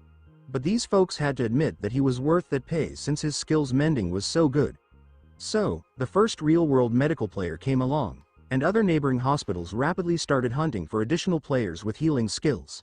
They also told their personnel to play to gain healing skills, since they were afraid of losing all their patients to the hospital in Lake City. The players were also really enthusiastic to play when they saw this. They wanted to earn a good skill that would help them get a good career in the future, which made it a win-win scenario for everyone. Because Naruto put money back into the games, a lot of people went back to previous games, which brought in a lot of new players to the other games. Minecraft lovers came back to test the game and see the new improvements, while Fortnite enthusiasts were extremely enthusiastic to check out the new locations, features, and weapons that were added to the game. In Oasis, the hub of it all, the number of real-life shops that built branches there was growing quite rapidly. Before, stores were a bit apprehensive about whether it would be worth it to build a branch in a virtual world. Now, they are worried about if they would be able to find a location to open a shop in the hub they desire. But Naruto was shocked to hear messages from vehicle businesses who wanted to get in contact with Notch so they could offer their cars on Oasis as well. Naruto was astonished by the first item he saw since it was hard for him to believe that a corporation hadn't approached him. There were a lot of companies on the list, such Ferrari, Lamborghini, Audi, BMW, Mercedes, Chevy, and Ford. He had an idea for how he might work with these firms. Didn't I put out a teaser for Need for Speed? Naruto thought about how he had done this when Oasis first opened. Naruto was interested and checked for this on the Oasis forum. He found that a lot of people were discussing about it. Naruto asked for a more in-depth look into Oasis and found that 73% of the people that were interested were men between the ages of 10 and 40. This wasn't really unexpected. Which Need for Speed should I play? 2 Underground? No, the game was cool since it was the first open-world racing game, but other than that, it was pretty boring. Wanted? The idea is great since it would be fun for players to go up the desired list and become the most strong racer in the races. Need for Speed Heat is also a good choice because it was the game with the story that most people in the world liked the most. The idea of official races during the day to make money and secret races at night to gain reputation was even better. Hell, even Forza Horizon would be fun with the races against planes and all that crazy festival stuff they came up with. Naruto began to speak to himself as he thought about how he might achieve this. Before I choose which game to make, I can start making the cars and the things that go with them. Now that the automobiles are complete, I may choose which game to employ them in later. Naruto eventually made up his mind to start working on the major section of the game. Oasis, get in touch with these car companies and set up a meeting with them at Hub 00. Yes, sir, Oasis answered. Naruto's secret hub, Hub 00, was where he could summon anybody he wanted and look however he wanted. Naruto didn't think much of it since he was accustomed to it.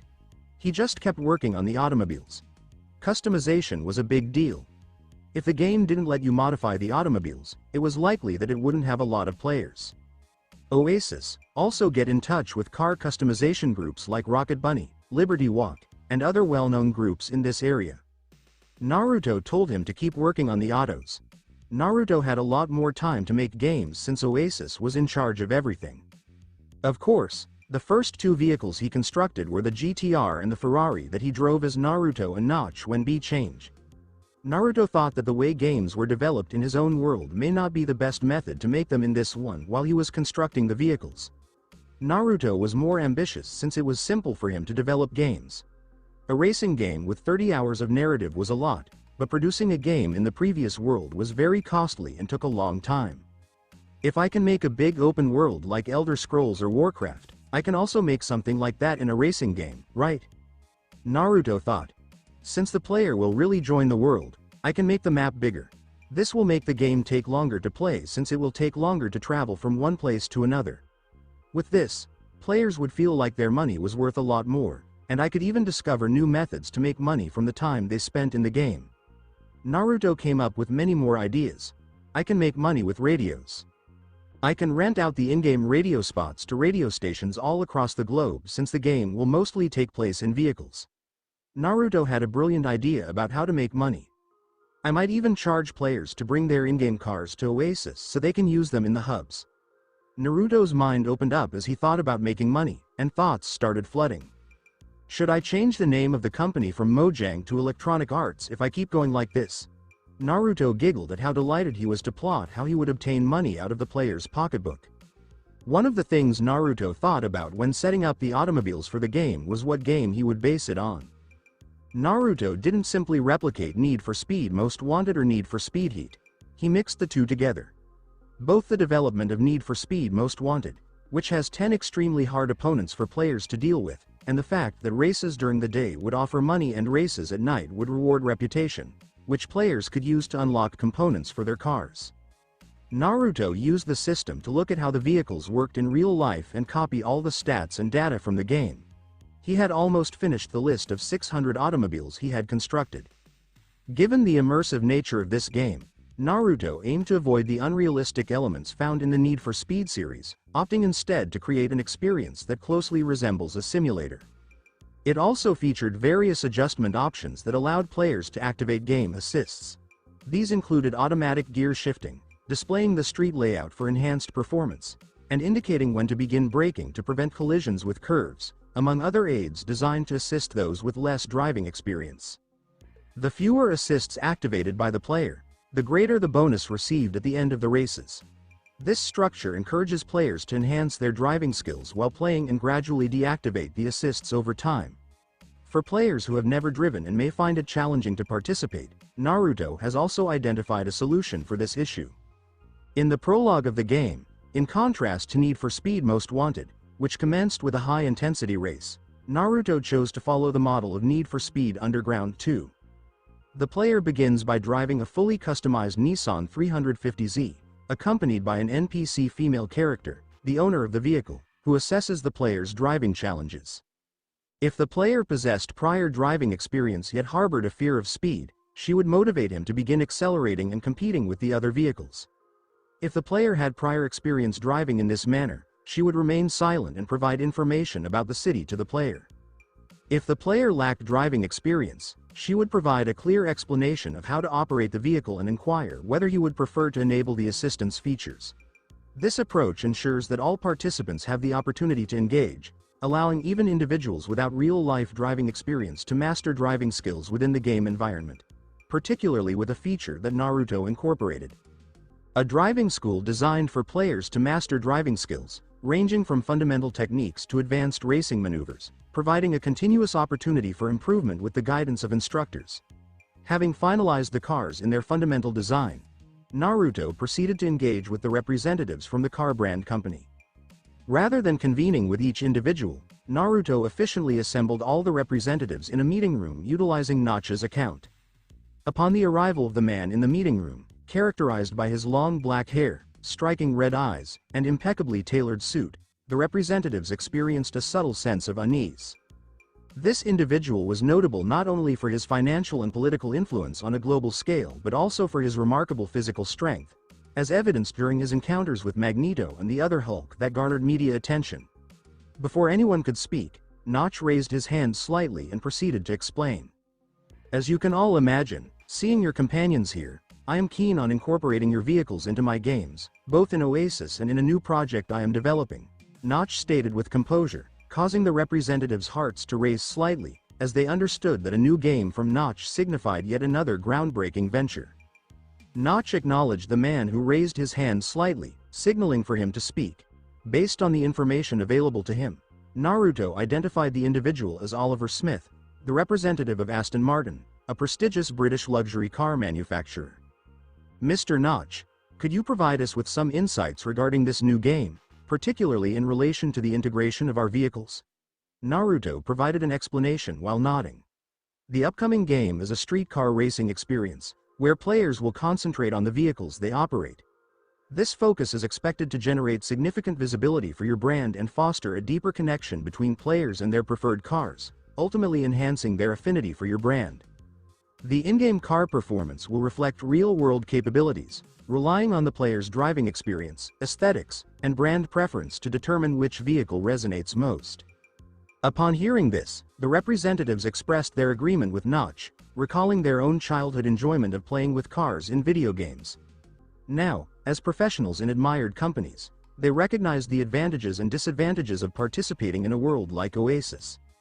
The benefit was that their vehicles would effectively capture the attention of the players while also fostering a deeper affinity for the brand with greater ease. The drawback was the possibility that some individuals might not appreciate the cars due to their prevalence among players in the game. Following Naruto's explanation, Oliver Smith raised his hand once more, displaying a bright expression. Following Notch's acknowledgement, he promptly inquired, "Mr. Notch, I am very interested in this deal. However, I would like to inquire about the amount you are prepared to allocate for copyright fees concerning our brand vehicles." Upon hearing his question, the other representatives expressed interest and turned their attention to Notch, as his offer for Aston Martin would provide them with insight into the potential pricing for their own brands. This approach was standard when engaging with other racing games. Game companies would pay fees to utilize their vehicles, while only a limited number of car models were required for the companies to analyze, record sounds, and take measurements for 3D modeling. However, to their astonishment, a subtle smile on Notch's face raised their concerns, and when Notch eventually replied, they found themselves both perplexed and taken aback. "I appreciate your time, Mr. Smith. However, I must clarify that I do not plan to pay copyright fees. In fact, I am here to inquire about the compensation you are willing to offer for your brands to be featured in my upcoming game," Notch stated, leaning back in his chair and observing the surprised and somewhat agitated expressions of the representatives. 161 transactions. The representatives were quite incensed upon hearing Notch's remarks. There was never a request for them to finance the inclusion of their vehicles in the games, as it was consistently their cars that garnered interest in the games, rather than the reverse.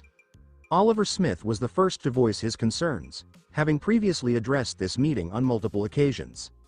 "I apologize, Mr. Notch, but I am having difficulty understanding your request. Are you suggesting that we should pay to access your game?" he inquired, maintaining composure despite his rising frustration. He served as the representative of Aston Martin, a brand renowned for its prestige, standing alongside esteemed names such as Bentley, Rolls-Royce, and Maserati, yet he was never regarded in that manner. Despite Notch's significant influence in the world today, it does not justify his arrogant treatment of others. Upon hearing Oliver's question, Notch chuckled and turned to the other representatives as he inquired, "That is precisely what I inquired about. Do you share his level of outrage?" At first, they aimed to conceal their displeasure and attentively consider Notch's explanation. However, upon hearing Notch's question, nearly all the representatives subtly nodded, seeking to grasp the meaning behind his words.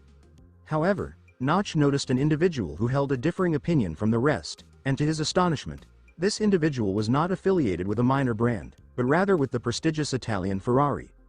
Curious about the situation, Notch turned to the Italian and inquired, "Mr. Bianchi, could you please explain your differing perspective from the other gentlemen present?"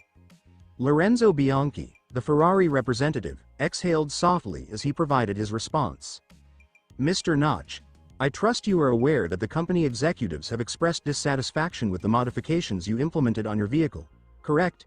Notch smiled and nodded, fully aware of the intense reactions from Ferrari executives upon seeing a modified model. This was particularly true for the car he drove when acquiring Twitch, a completely modified Ferrari 458 featuring a body kit from Liberty Walk. However, he did not concern himself with that. The only consequence of the displeasure of the Ferrari executives would be the limitation on purchasing additional vehicles from them. Yet, has he ever found it necessary to acquire a car from Ferrari at any time? B would likely contest that assertion without hesitation. Lorenzo Bianchi let out a sigh as he observed that Notch was indifferent to the matter at hand, before addressing the other representatives with a measured response. Despite the executive's dissatisfaction with the changes Mr. Notch implemented on his vehicle, it is a clear observation that orders for the Model 458 surged by approximately 700% during the month he was seen driving it, particularly in the yellow hue, which has now overtaken red as the most sought-after color, accounting for 82% of the orders. Lorenzo's explanation left the other representatives in disbelief, particularly those from luxury car brands. They understood the challenges of distinguishing themselves in a competitive market, and for a prestigious brand like Ferrari to achieve a sevenfold increase in sales for a specific model in just 1 month seemed nearly unattainable. Their involvement in video games often served to ensure that their brands remained prominent in the public consciousness, reinforcing their status as the ultimate luxury brand that individuals aspire to attain in life. However, in light of Ferrari's recent outcomes, it has become evident that a single scene featuring Notch driving a car led to a remarkable 700% increase in sales of that model. What modifications could be implemented to ensure their vehicles are included in a game that would engage billions of players? The mindset of these representatives underwent a swift transformation. Notch smiled as he regarded Oliver Smith while inquiring, "Do you have any remaining questions regarding my requirements, Mr. Smith?" After a brief interval, Notch exited the meeting room with a contented expression, while several NPCs assumed his position to engage with each of the representatives on an individual basis. The NPCs were all managed by Oasis, utilizing diverse knowledge acquired from the internet to meet the expectations set by Naruto effectively. Prior to his departure, he had secured all his desired arrangements, persuading the brands that his involvement was a unique opportunity for them. The brands permitted him to enhance the vehicles with body kits and accepted more significant damage to the cars, a feature they typically restricted in other games due to concerns over players witnessing the visual impact of their damaged vehicles. With all confirmations in place, Naruto instructed Oasis to engage NPCs in discussions with bodykit developers globally and arrange meetings at Hub 00 to persuade them to create bodykits featuring their brands for the game's vehicles.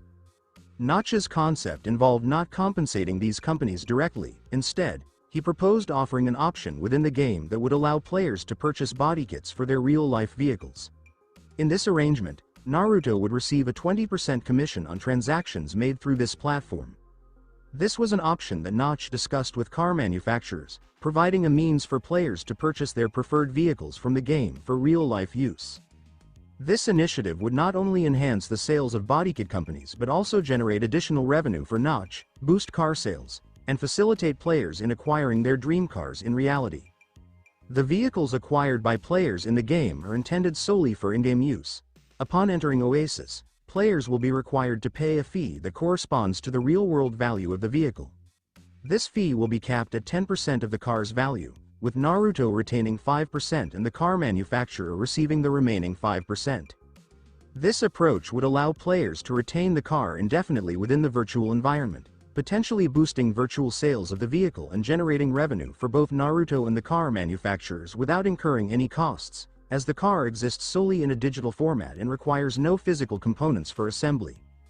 Following extensive discussions and agreements, the companies promptly utilized their social media platforms to announce the signing of an agreement with Mojang, expressing their enthusiasm for the anticipated outcomes of these projects. Mojang has made modifications to the decor of the dealerships in Oasis, signaling the arrival of a new game. Upon witnessing this, excitement began to build once more among the players. Thor was walking through a hub while engaging in conversation with his colleagues. I utilized the holy light on his head, resulting in him falling backwards over the cliff. It was quite a remarkable feat, Thor stated with a chuckle as he recounted how he had defeated a monster 4 levels above him single-handedly.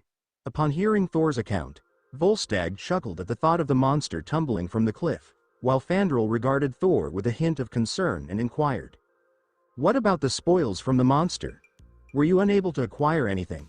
Upon hearing Fandral's question, Thor became momentarily still. The reaction of Thor prompted the Warriors 3 to burst into laughter, while Sif chuckled softly at Thor's evident remorse. As they rounded a corner in the hub en route to their usual tavern, they encountered a sizable assembly of players congregated in front of a dealership. Upon entering the carriage shop, the group noted that the carriages presented a rather generic appearance, failing to capture their interest. On an ordinary day, they would typically overlook this store, as they always did. However, the large crowd present piqued the group's interest. As Thor approached the store, he noticed an enthusiastic player and inquired, "Hello. May I inquire why there is such a large gathering around this store?" Thor asked with a pleasant demeanor. The player was taken aback upon seeing Thor, as he recognized this individual. "Are you Thor?" the player inquired with enthusiasm. "I have been consistently engaging with your streams for several weeks." Noticing the player's admiration, Thor's smile broadened, and a sense of pride filled him. "Indeed, my friend, I am Thor Odinson," Thor declared with pride as he embraced the player, who was taken aback by this unexpected show of affection. "Could you please explain why there is such a large crowd in this store?" It appears that Mojang has provided indications of an upcoming game, and based on observations, the next title is anticipated to be a racing game, the player remarked enthusiastically while gesturing towards a screen in the center of the dealership. Thor observed the direction indicated by the player with a hint of surprise. In contrast to the standard carriages he observed in the store, Thor was taken aback by the carriages that were being displayed on the screen. Based on his observations, it appeared that multiple individuals with personalized carriages were convening at a specific location during the night. While many individuals observed from the sidelines, a number of others were actively organizing carriages to place bets on the races. Whenever a group of individuals commenced their run, an additional group would promptly participate in the activity as well. On another side of the area, individuals were utilizing the carriages to execute turns while skidding sideways, which astonished Thor. As Thor observed each of the chariots with admiration, he was particularly drawn to one that stood out for its beauty. "What is that silver carriage?" Thor inquired with curiosity as he observed a silver vehicle adorned with thunder stickers. Recognizing the car Thor referenced, the player beside him smiled and replied accordingly. "My friend, that is the Nissan Skyline R34, commonly referred to as Godzilla," the player explained with enthusiasm. "He is named after this formidable creature due to his exceptional dominance on the track." "Godzilla," Thor remarked quietly, his gaze fixed on the game displayed on the screen, his eyes shimmering with intensity. Suddenly, the police lights became visible as individuals hurriedly entered their vehicles and departed the scene with urgency. Thor observed the moment the camera captured Godzilla, noting the intensity of the pilot's efforts to navigate past the other carriages on the road while driving at high speed to evade the police. Before Thor could ascertain whether that pilot successfully evaded the police, the screen went dark and text emerged. "Need for Speed," coming soon immediately following the conclusion of the trailer. The nearby audience began to applaud enthusiastically, expressing their excitement vocally.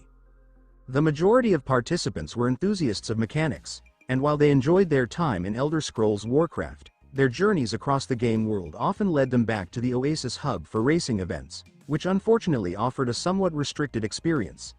The announcement of Mojang developing a game centered on street racing left them astonished. Upon the conclusion of the trailer, a limited number of players departed, while the majority chose to stay and rewatch the trailer, engaging in discussions with friends regarding their observations. "Did you observe the yellow Ferrari at the car meet?" a player inquired with enthusiasm regarding a detail he had noticed. "A yellow Ferrari? I didn't notice that," his friend replied, looking puzzled. "I observed it. That was Notch's Ferrari, correct?" another player remarked with enthusiasm. "Indeed? He was equipped with the Liberty Walk body kit and all the necessary features. Will he be a competitor we can face in the game?" the player speculated with enthusiasm. "Will that occur? If so, it would be remarkable. Have you ever considered a competition against Notch and Herobrine? That would be extraordinary," the player expressed with great enthusiasm. Upon hearing the speculations from these players, others in the vicinity began to formulate their own theories regarding the details observed in the game, growing increasingly enthusiastic about the potential mechanics involved. Even Thor and his colleagues experienced a surge of excitement as they envisioned the exhilaration of participating in these races. In their childhood, they often envisioned racing Pegasi against one another or piloting spaceships in competitions across the universe. Observing the excitement of the Midgardian chariot race, they realized it was far more enjoyable than they had anticipated. While Mojang did not release the game's trailer on the Twitch video platform, there was a significant volume of discussions among players regarding the game on the Oasis forum. The emergence of the Need for Speed subforum significantly facilitated discussions among players interested in the game. This gathering led to a remarkable increase in new theories from the community, particularly as players recognized the potential for the game to serve as an engaging pastime during their travels in Elder Scrolls Warcraft. Undoubtedly, the individuals most thrilled were those passionate about cars yet unable to afford their dream vehicles. The prospect of driving and customizing these cars in Need for Speed ignited their enthusiasm to new heights. Naruto, noting the enthusiasm of the crowd, started to formulate a new strategy to enhance the game's launch. Could I arrange an in-person race to promote the game? He contemplated. Perhaps I should reach out to the government initially? Naruto appreciated the concept of an in-person race to promote the game, so he promptly instructed the Oasis AI to reach out to New York State representatives for organization, as he was developing the game's initial map inspired by this event, urban area. With Oasis addressing that matter for him, Naruto dedicated the following days to developing Need for Speed, while also utilizing his free time to engage in Elder Scrolls Warcraft with the X-Men group. Naruto, have you had the opportunity to check out the new game that Mojang is developing? I am very eager to try it, Scott remarked enthusiastically while they engaged a group of monsters. I am eager to customize RX-7, the customization options in that game appear to be exceptional, Kurt remarked, equally enthusiastic. The girls expressed their exasperation as the discussion resumed. Observing their reaction, Naruto chuckled, contemplating what insights they might gain from the continuous dialogue between the two. I observed it, and I sincerely hope to replicate my GTR there, Naruto remarked with a chuckle. Scott inquired about the possibility of a car similar to his Shelby, envisioning the opportunity to experiment with various modifications in the game, and potentially purchase it in real life. Hello everyone, it is now my turn in line, Jean announced with enthusiasm. Upon hearing her exclamation, the group became animated and gathered around her. Which skill did you select once more? Naruto inquired, as he had not been present when they achieved level 10. I selected Fire Blast. What are your thoughts? She inquired, seeking Naruto's perspective, as he was the only genuine wizard in the group. Upon hearing her response, Naruto replied in a composed manner. I appreciate your choice of Fire Blast. This skill offers significant advantages over Fireball in practical applications, particularly due to the absence of casting time. As Naruto concluded his response, he promptly recalled an important detail. Is it possible for this fire magic to awaken the phoenix that resides within her? He was taken aback. Surprised, Naruto quickly addressed the group without hesitation. Jean, please refrain from confirming the skill choice until I am back in the game. I will arrive at your mansion, and it is at that moment that you will provide confirmation, understood? Observing Naruto's evident fear, the group heightened their vigilance. Naruto, is everything all right? Anna inquired. Naruto shook his head and spoke. I currently lack the time to provide a detailed explanation. Please, Jean, I kindly ask that you refrain from learning this skill until I arrive, understood?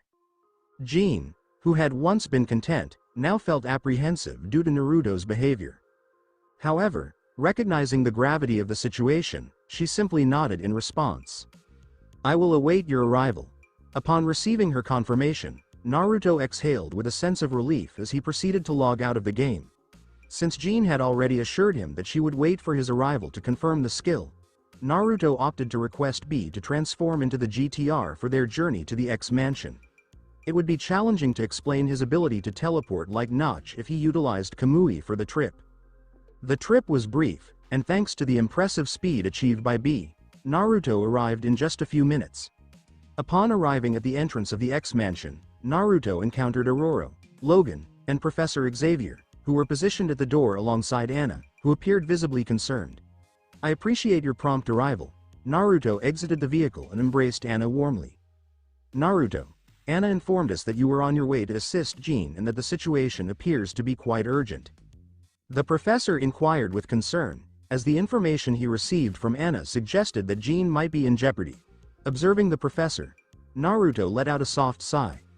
Professor, I believe that the situation with Jean is also somewhat attributable to your actions. Naruto stated. Upon meeting Jean, I sensed a profound magical energy within her, yet it appeared to be restrained by an unseen force. Given your exceptional telepathic abilities, I assume you have some insights on this matter, correct? Upon hearing this, Aurora, Logan, and Anna exchanged puzzled glances, directing their attention towards Charles, contemplating the validity of Naruto's statement. Upon hearing Naruto's words, Charles recognized their significance. With a resigned expression, Charles affirmed, Indeed, upon meeting Jean, I sensed a remarkable strength within her. However, given her youth, I was concerned that this power might overwhelm her, as it appeared to be doing at the time of our encounter. Consequently, I made the decision to seal those powers within her mind.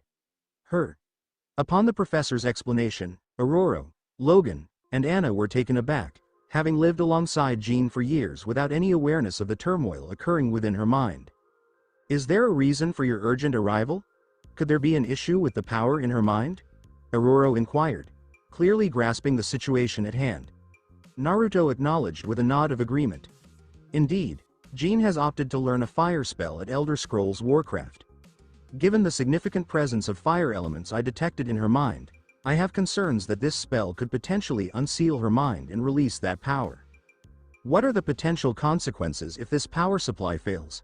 Anna inquired with concern. As he gazed into her eyes, Naruto surveyed his surroundings and replied, I believe that the environment surrounding us is facing significant threats. The potential within her mind is far greater than one might anticipate. If we fail to address this, there is a significant risk that a substantial portion of the city could be devastated should she lose control. Their astonishment was palpable upon hearing Naruto's response.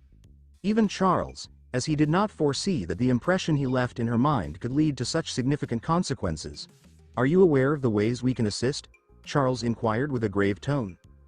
The most prudent course of action is to determine whether we will vacate the mansion or escort Jean to a private location. Naruto responded, prompting a collective sigh from them. Charles inquired while observing the mansion. Would relocating her during her engagement in Elder Scrolls Warcraft lead to any potential repercussions? Indeed, some individuals engage in gaming during flights, provided they remain cognizant of real-life circumstances. This approach can be perfectly acceptable. An explanation of Naruto. However, I am uncertain about a suitable location for her. I understand, Charles stated. Please speak with her at Elder Scrolls Warcraft. I will inform the other students that we are departing while Logan gets the jet ready for our journey. Indeed. Naruto acknowledged Anna's presence and accompanied her to the room where Jean was located. Anna, Kitty, and Jean gathered in Kitty's room to engage and play together. I am uncertain whether Counterspell will be effective with Jean, which limits my options for addressing Phoenix, Naruto contemplated with concern, recognizing that this would be the most significant challenge he faced since arriving in this world. Even Magneto pales in comparison to the Phoenix Force. I hope that is acceptable. He contemplated as he entered Elder Scrolls Warcraft to inform Jean of their intended plans. As per their proposal, Kitty, Jean, Scott, Kurt, and Anna would remain with Jean at Elder Scrolls Warcraft, while Naruto would assume Jean's body alongside the teachers. Naruto refrained from discussing the powers sealed within Jean's mind prior to moving to a secluded location, concerned that this information might provoke her and lead to the release of the Phoenix. Upon learning from Naruto that they would need to remove her body from reality to a secluded location, Jean began to hyperventilate and felt a surge of fear. Please remain calm, Jean. Everything will be all right. I possess the necessary skills to manage this situation. Naruto spoke in a composed manner as he gently placed his hand on her shoulder. As Jean felt the presence of Naruto, despite the night elf standing before her, she experienced a sense of calm, reassured by Naruto's considerable strength. If you are truly confident, could you explain why I need to visit a secluded location? She inquired about a matter that was on her mind. This is a precautionary measure. There is no need for concern. Naruto replied with the utmost composure he could achieve. Observing Naruto's composure, Jean was ultimately able to regain her own tranquility. Uncertain of the situation and Naruto's sudden concern, Jean chose to place her trust in him and gradually began to relax. Please remain with her and provide reassurance to the best of your ability. I will be returning to the outside environment.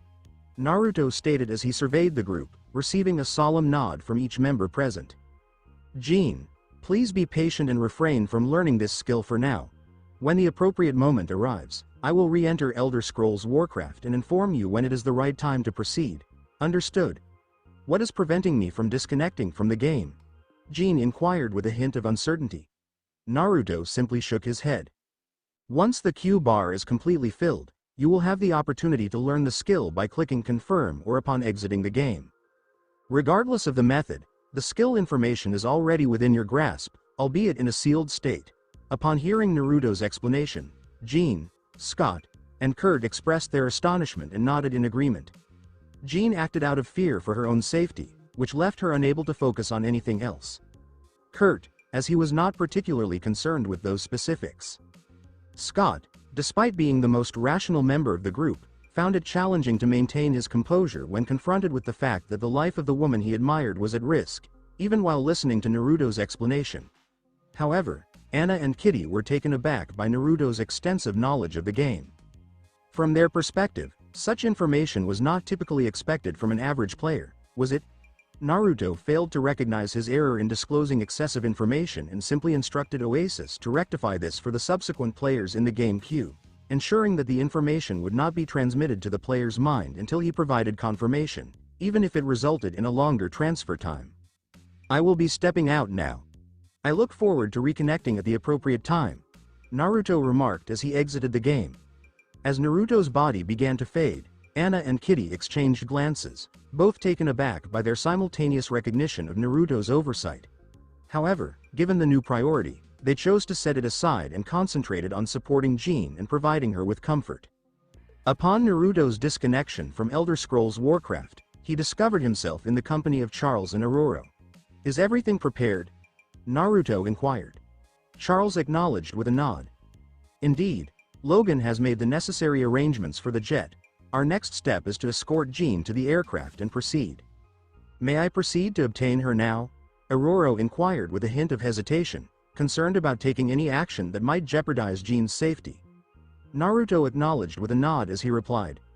Rest assured, as she is already aware of the forthcoming events, relocating her body here will not result in any disconnection there, ensuring our safety.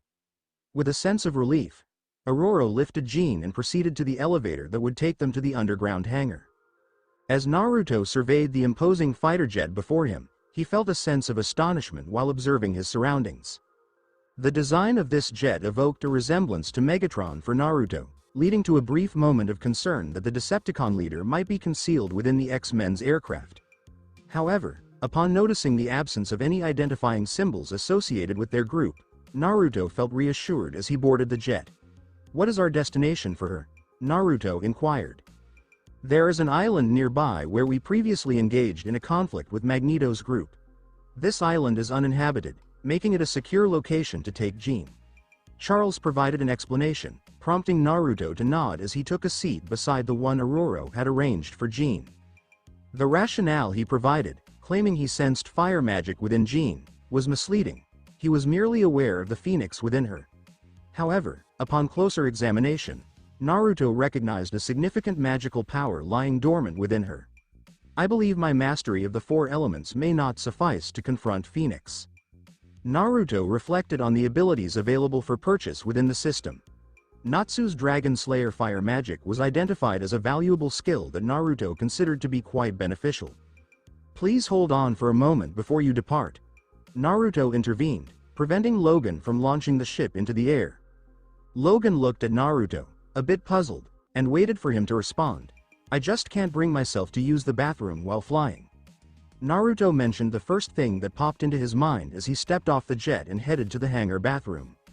In the bathroom, Naruto quickly used Kamui to teleport back home, hopped on his computer to buy the Fire Dragon Slayer skill, and then zipped back with Kamui in just 30 seconds. As Naruto finally got on the plane again, Logan glanced at him with a bit of stress and asked, Can we go now? Naruto grinned and gave a nod before settling back down next to Jean. He took the flight time to really think about the information from the skill he just picked up. Even though he learned it in a flash, Naruto figured it was worth his time to focus on mastering the best way to control fire, especially since he'd need it for the upcoming battle.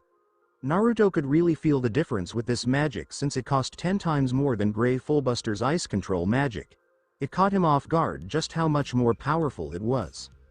With this Dragon Slayer magic combined with my ability to control the four elements and my expertise in magic circles, I can unleash a power that's way beyond what Natsu can do. Naruto felt a rush of excitement as he came to this realization. While he was unaware, Jean, who was sleeping beside him, suddenly felt a strong connection to him, as if her fire element was really drawn to the fire within Naruto. As the plane touched down on the island, Aurora stepped out with Jean sitting on her lap. Logan hopped off beside Naruto. while Charles watched them from the plane door, since there wasn't a suitable spot for his wheelchair to roll onto the island floor. After Aurora set Jean down, she turned to Naruto and asked him a question. "Are you really okay with us not staying here with you?" she asked with a hint of concern. Naruto just shook his head while glancing at Charles. "Professor, we might need Logan's regeneration if things start to get out of hand." Aurora was a bit taken aback by this, considering how tough Logan usually is. He might not be able to regenerate from just one living cell, but he could still manage to regenerate a brain, so she thought he could take on anything that came his way. Charles could see why Naruto was feeling anxious. Out of curiosity, he had gently tapped into Jean's mind during their trip to the island and sensed just how much stronger that thing in her head had gotten. If Naruto hadn't figured this out, there was a really good chance that Jean would have lost it and taken everyone down with him. Charles just gave Aurora a wave and had her hop back on the jet before they took off. Unfortunately, just like Naruto, he wasn't completely sure if Logan could handle the attack that Jean might unleash. Even though he had some trust in Naruto, Charles couldn't fully rely on him since he was never able to read his mind. Having Logan by Jean's side was definitely a sure thing for them. Naruto thought it made sense for just him and Logan to stick around on the island. He figured, based on his brief chat with Professor X, that it would be pretty tough for Charles to agree to let him take Jean somewhere so remote. Without anyone keeping an eye on him, it's tough to spot a psychopath, right? So, for Naruto to behave this way just to exploit Jean's vulnerable state isn't out of the question. That's why he thought it might be a good idea to keep Logan around as a backup, which could also score him some brownie points with Charles and Aurora. As they watched the jet disappear into the distance, Naruto turned to Logan, his voice steady and serious, and said, "Logan, I get that you have amazing regeneration, but this could really turn dangerous. The chances of things going south are pretty high, so I think it might be better if you just watch from a few miles away." Even though Logan didn't overthink things and had a simpler way of looking at the world, he couldn't shake off the warnings from Naruto and Charles. His instincts were practically yelling at him about the danger ahead, especially given how much stronger and tougher he had gotten. After downing a bunch of potions and munching on some golden apples he snagged from Mojang Games, he just waved at Naruto and took off running a few miles down the beach. It was a bit surprising for Naruto to see Logan being so understanding, especially since he thought Logan might be a bit hesitant about leaving him alone with Jean. "You know, I feel like those movies I watched as a kid were kind of campy, right?" Naruto felt a bit puzzled as he noticed how easily Logan and Charles accepted things. It struck him as odd, especially since both of them had shown interest in Jean before, whether in the comics or the movies. He couldn't help but worry that Jean's jealousy might complicate things for them. Sure, if Naruto was feeling a bit jealous in a caring way towards one of them, once he sorted that out, he'd definitely want to help Jean get rid of those creeps. I mean, a guy 3 times her age or another one 5 or 6 times her age being into her would be pretty concerning, right? Luckily, neither of them seemed overly worried about her, which was a relief for Naruto. Their concern was more like what any responsible adult would have for a young girl, similar to how Aurora was feeling. Noticing that Logan had wandered a few miles down the beach, Naruto gave a nod and pulled out his cell phone to dive into Elder Scrolls, Warcraft. Naruto, being the game's creator, had the unique ability to log in without any electronic device, unlike the other players. However, while Logan observed from a distance, Naruto decided to use his cell phone to connect, wanting to blend in as a regular player. Little did he know, his earlier mistake had already caught the attention of 2 curious girls who were starting to get suspicious. As Naruto logged into the game, he glanced around but couldn't spot the group he was expecting to see. Feeling anxious, Naruto tapped into admin's powers to find out where they were and hurried off in their direction. Fortunately, they weren't too far off, so he could easily say he overheard their conversation from where he was. When Naruto got there, he noticed they were taking down some monsters. He could see how anxious Jean was, and it clicked for him that they were doing this to help take her mind off the real danger she was facing. When Naruto showed up, nobody bothered to ask how he tracked them down, they just wanted to know what was really important. So, did everything turn out okay in real life? Anna hurried over to Naruto and asked with concern. He gave her a gentle pat on the head, noting that even in the game, Naruto was a bit taller than her, and then he nodded while explaining. Right now, it's just me, Logan, and Jean hanging out on this isolated island in the real world. If all goes smoothly, I should be able to help Jean, and nothing risky will come up. But if things take a turn, I can always rely on a bit of magic to handle the situation. Naruto said, doing his best to keep his voice steady, even though he knew things were so risky that he couldn't bring himself to let the other X-Men lend a hand on the island. After listening to Naruto's explanation, most people let out a sigh of relief. However, Jean picked up on the underlying message in what Naruto said and still felt a bit anxious. At least she found some comfort in knowing that with Naruto's ice magic, he might be able to manage the situation. With what was about to happen, she felt that the worst part of it all was not knowing what was going on or what might happen next. Naruto, can you at least give me a heads up about what might happen to me? I'm curious about what I should prepare for before we dive into this, she said, giving him a serious look. When Jean asked her question, the others turned to Naruto with a mix of worry and curiosity, eager to find out what was truly putting Jean in danger. Looking at everyone's faces, Naruto realized he needed to share what he was up against. He understood how risky it was, especially since this might be the last chance they had to talk to Jean. Stay tuned for more. Thank you for taking the time to listen to this video. I'm thrilled you watched the video. If you enjoyed it, be sure to like and subscribe for even more exciting content coming your way soon.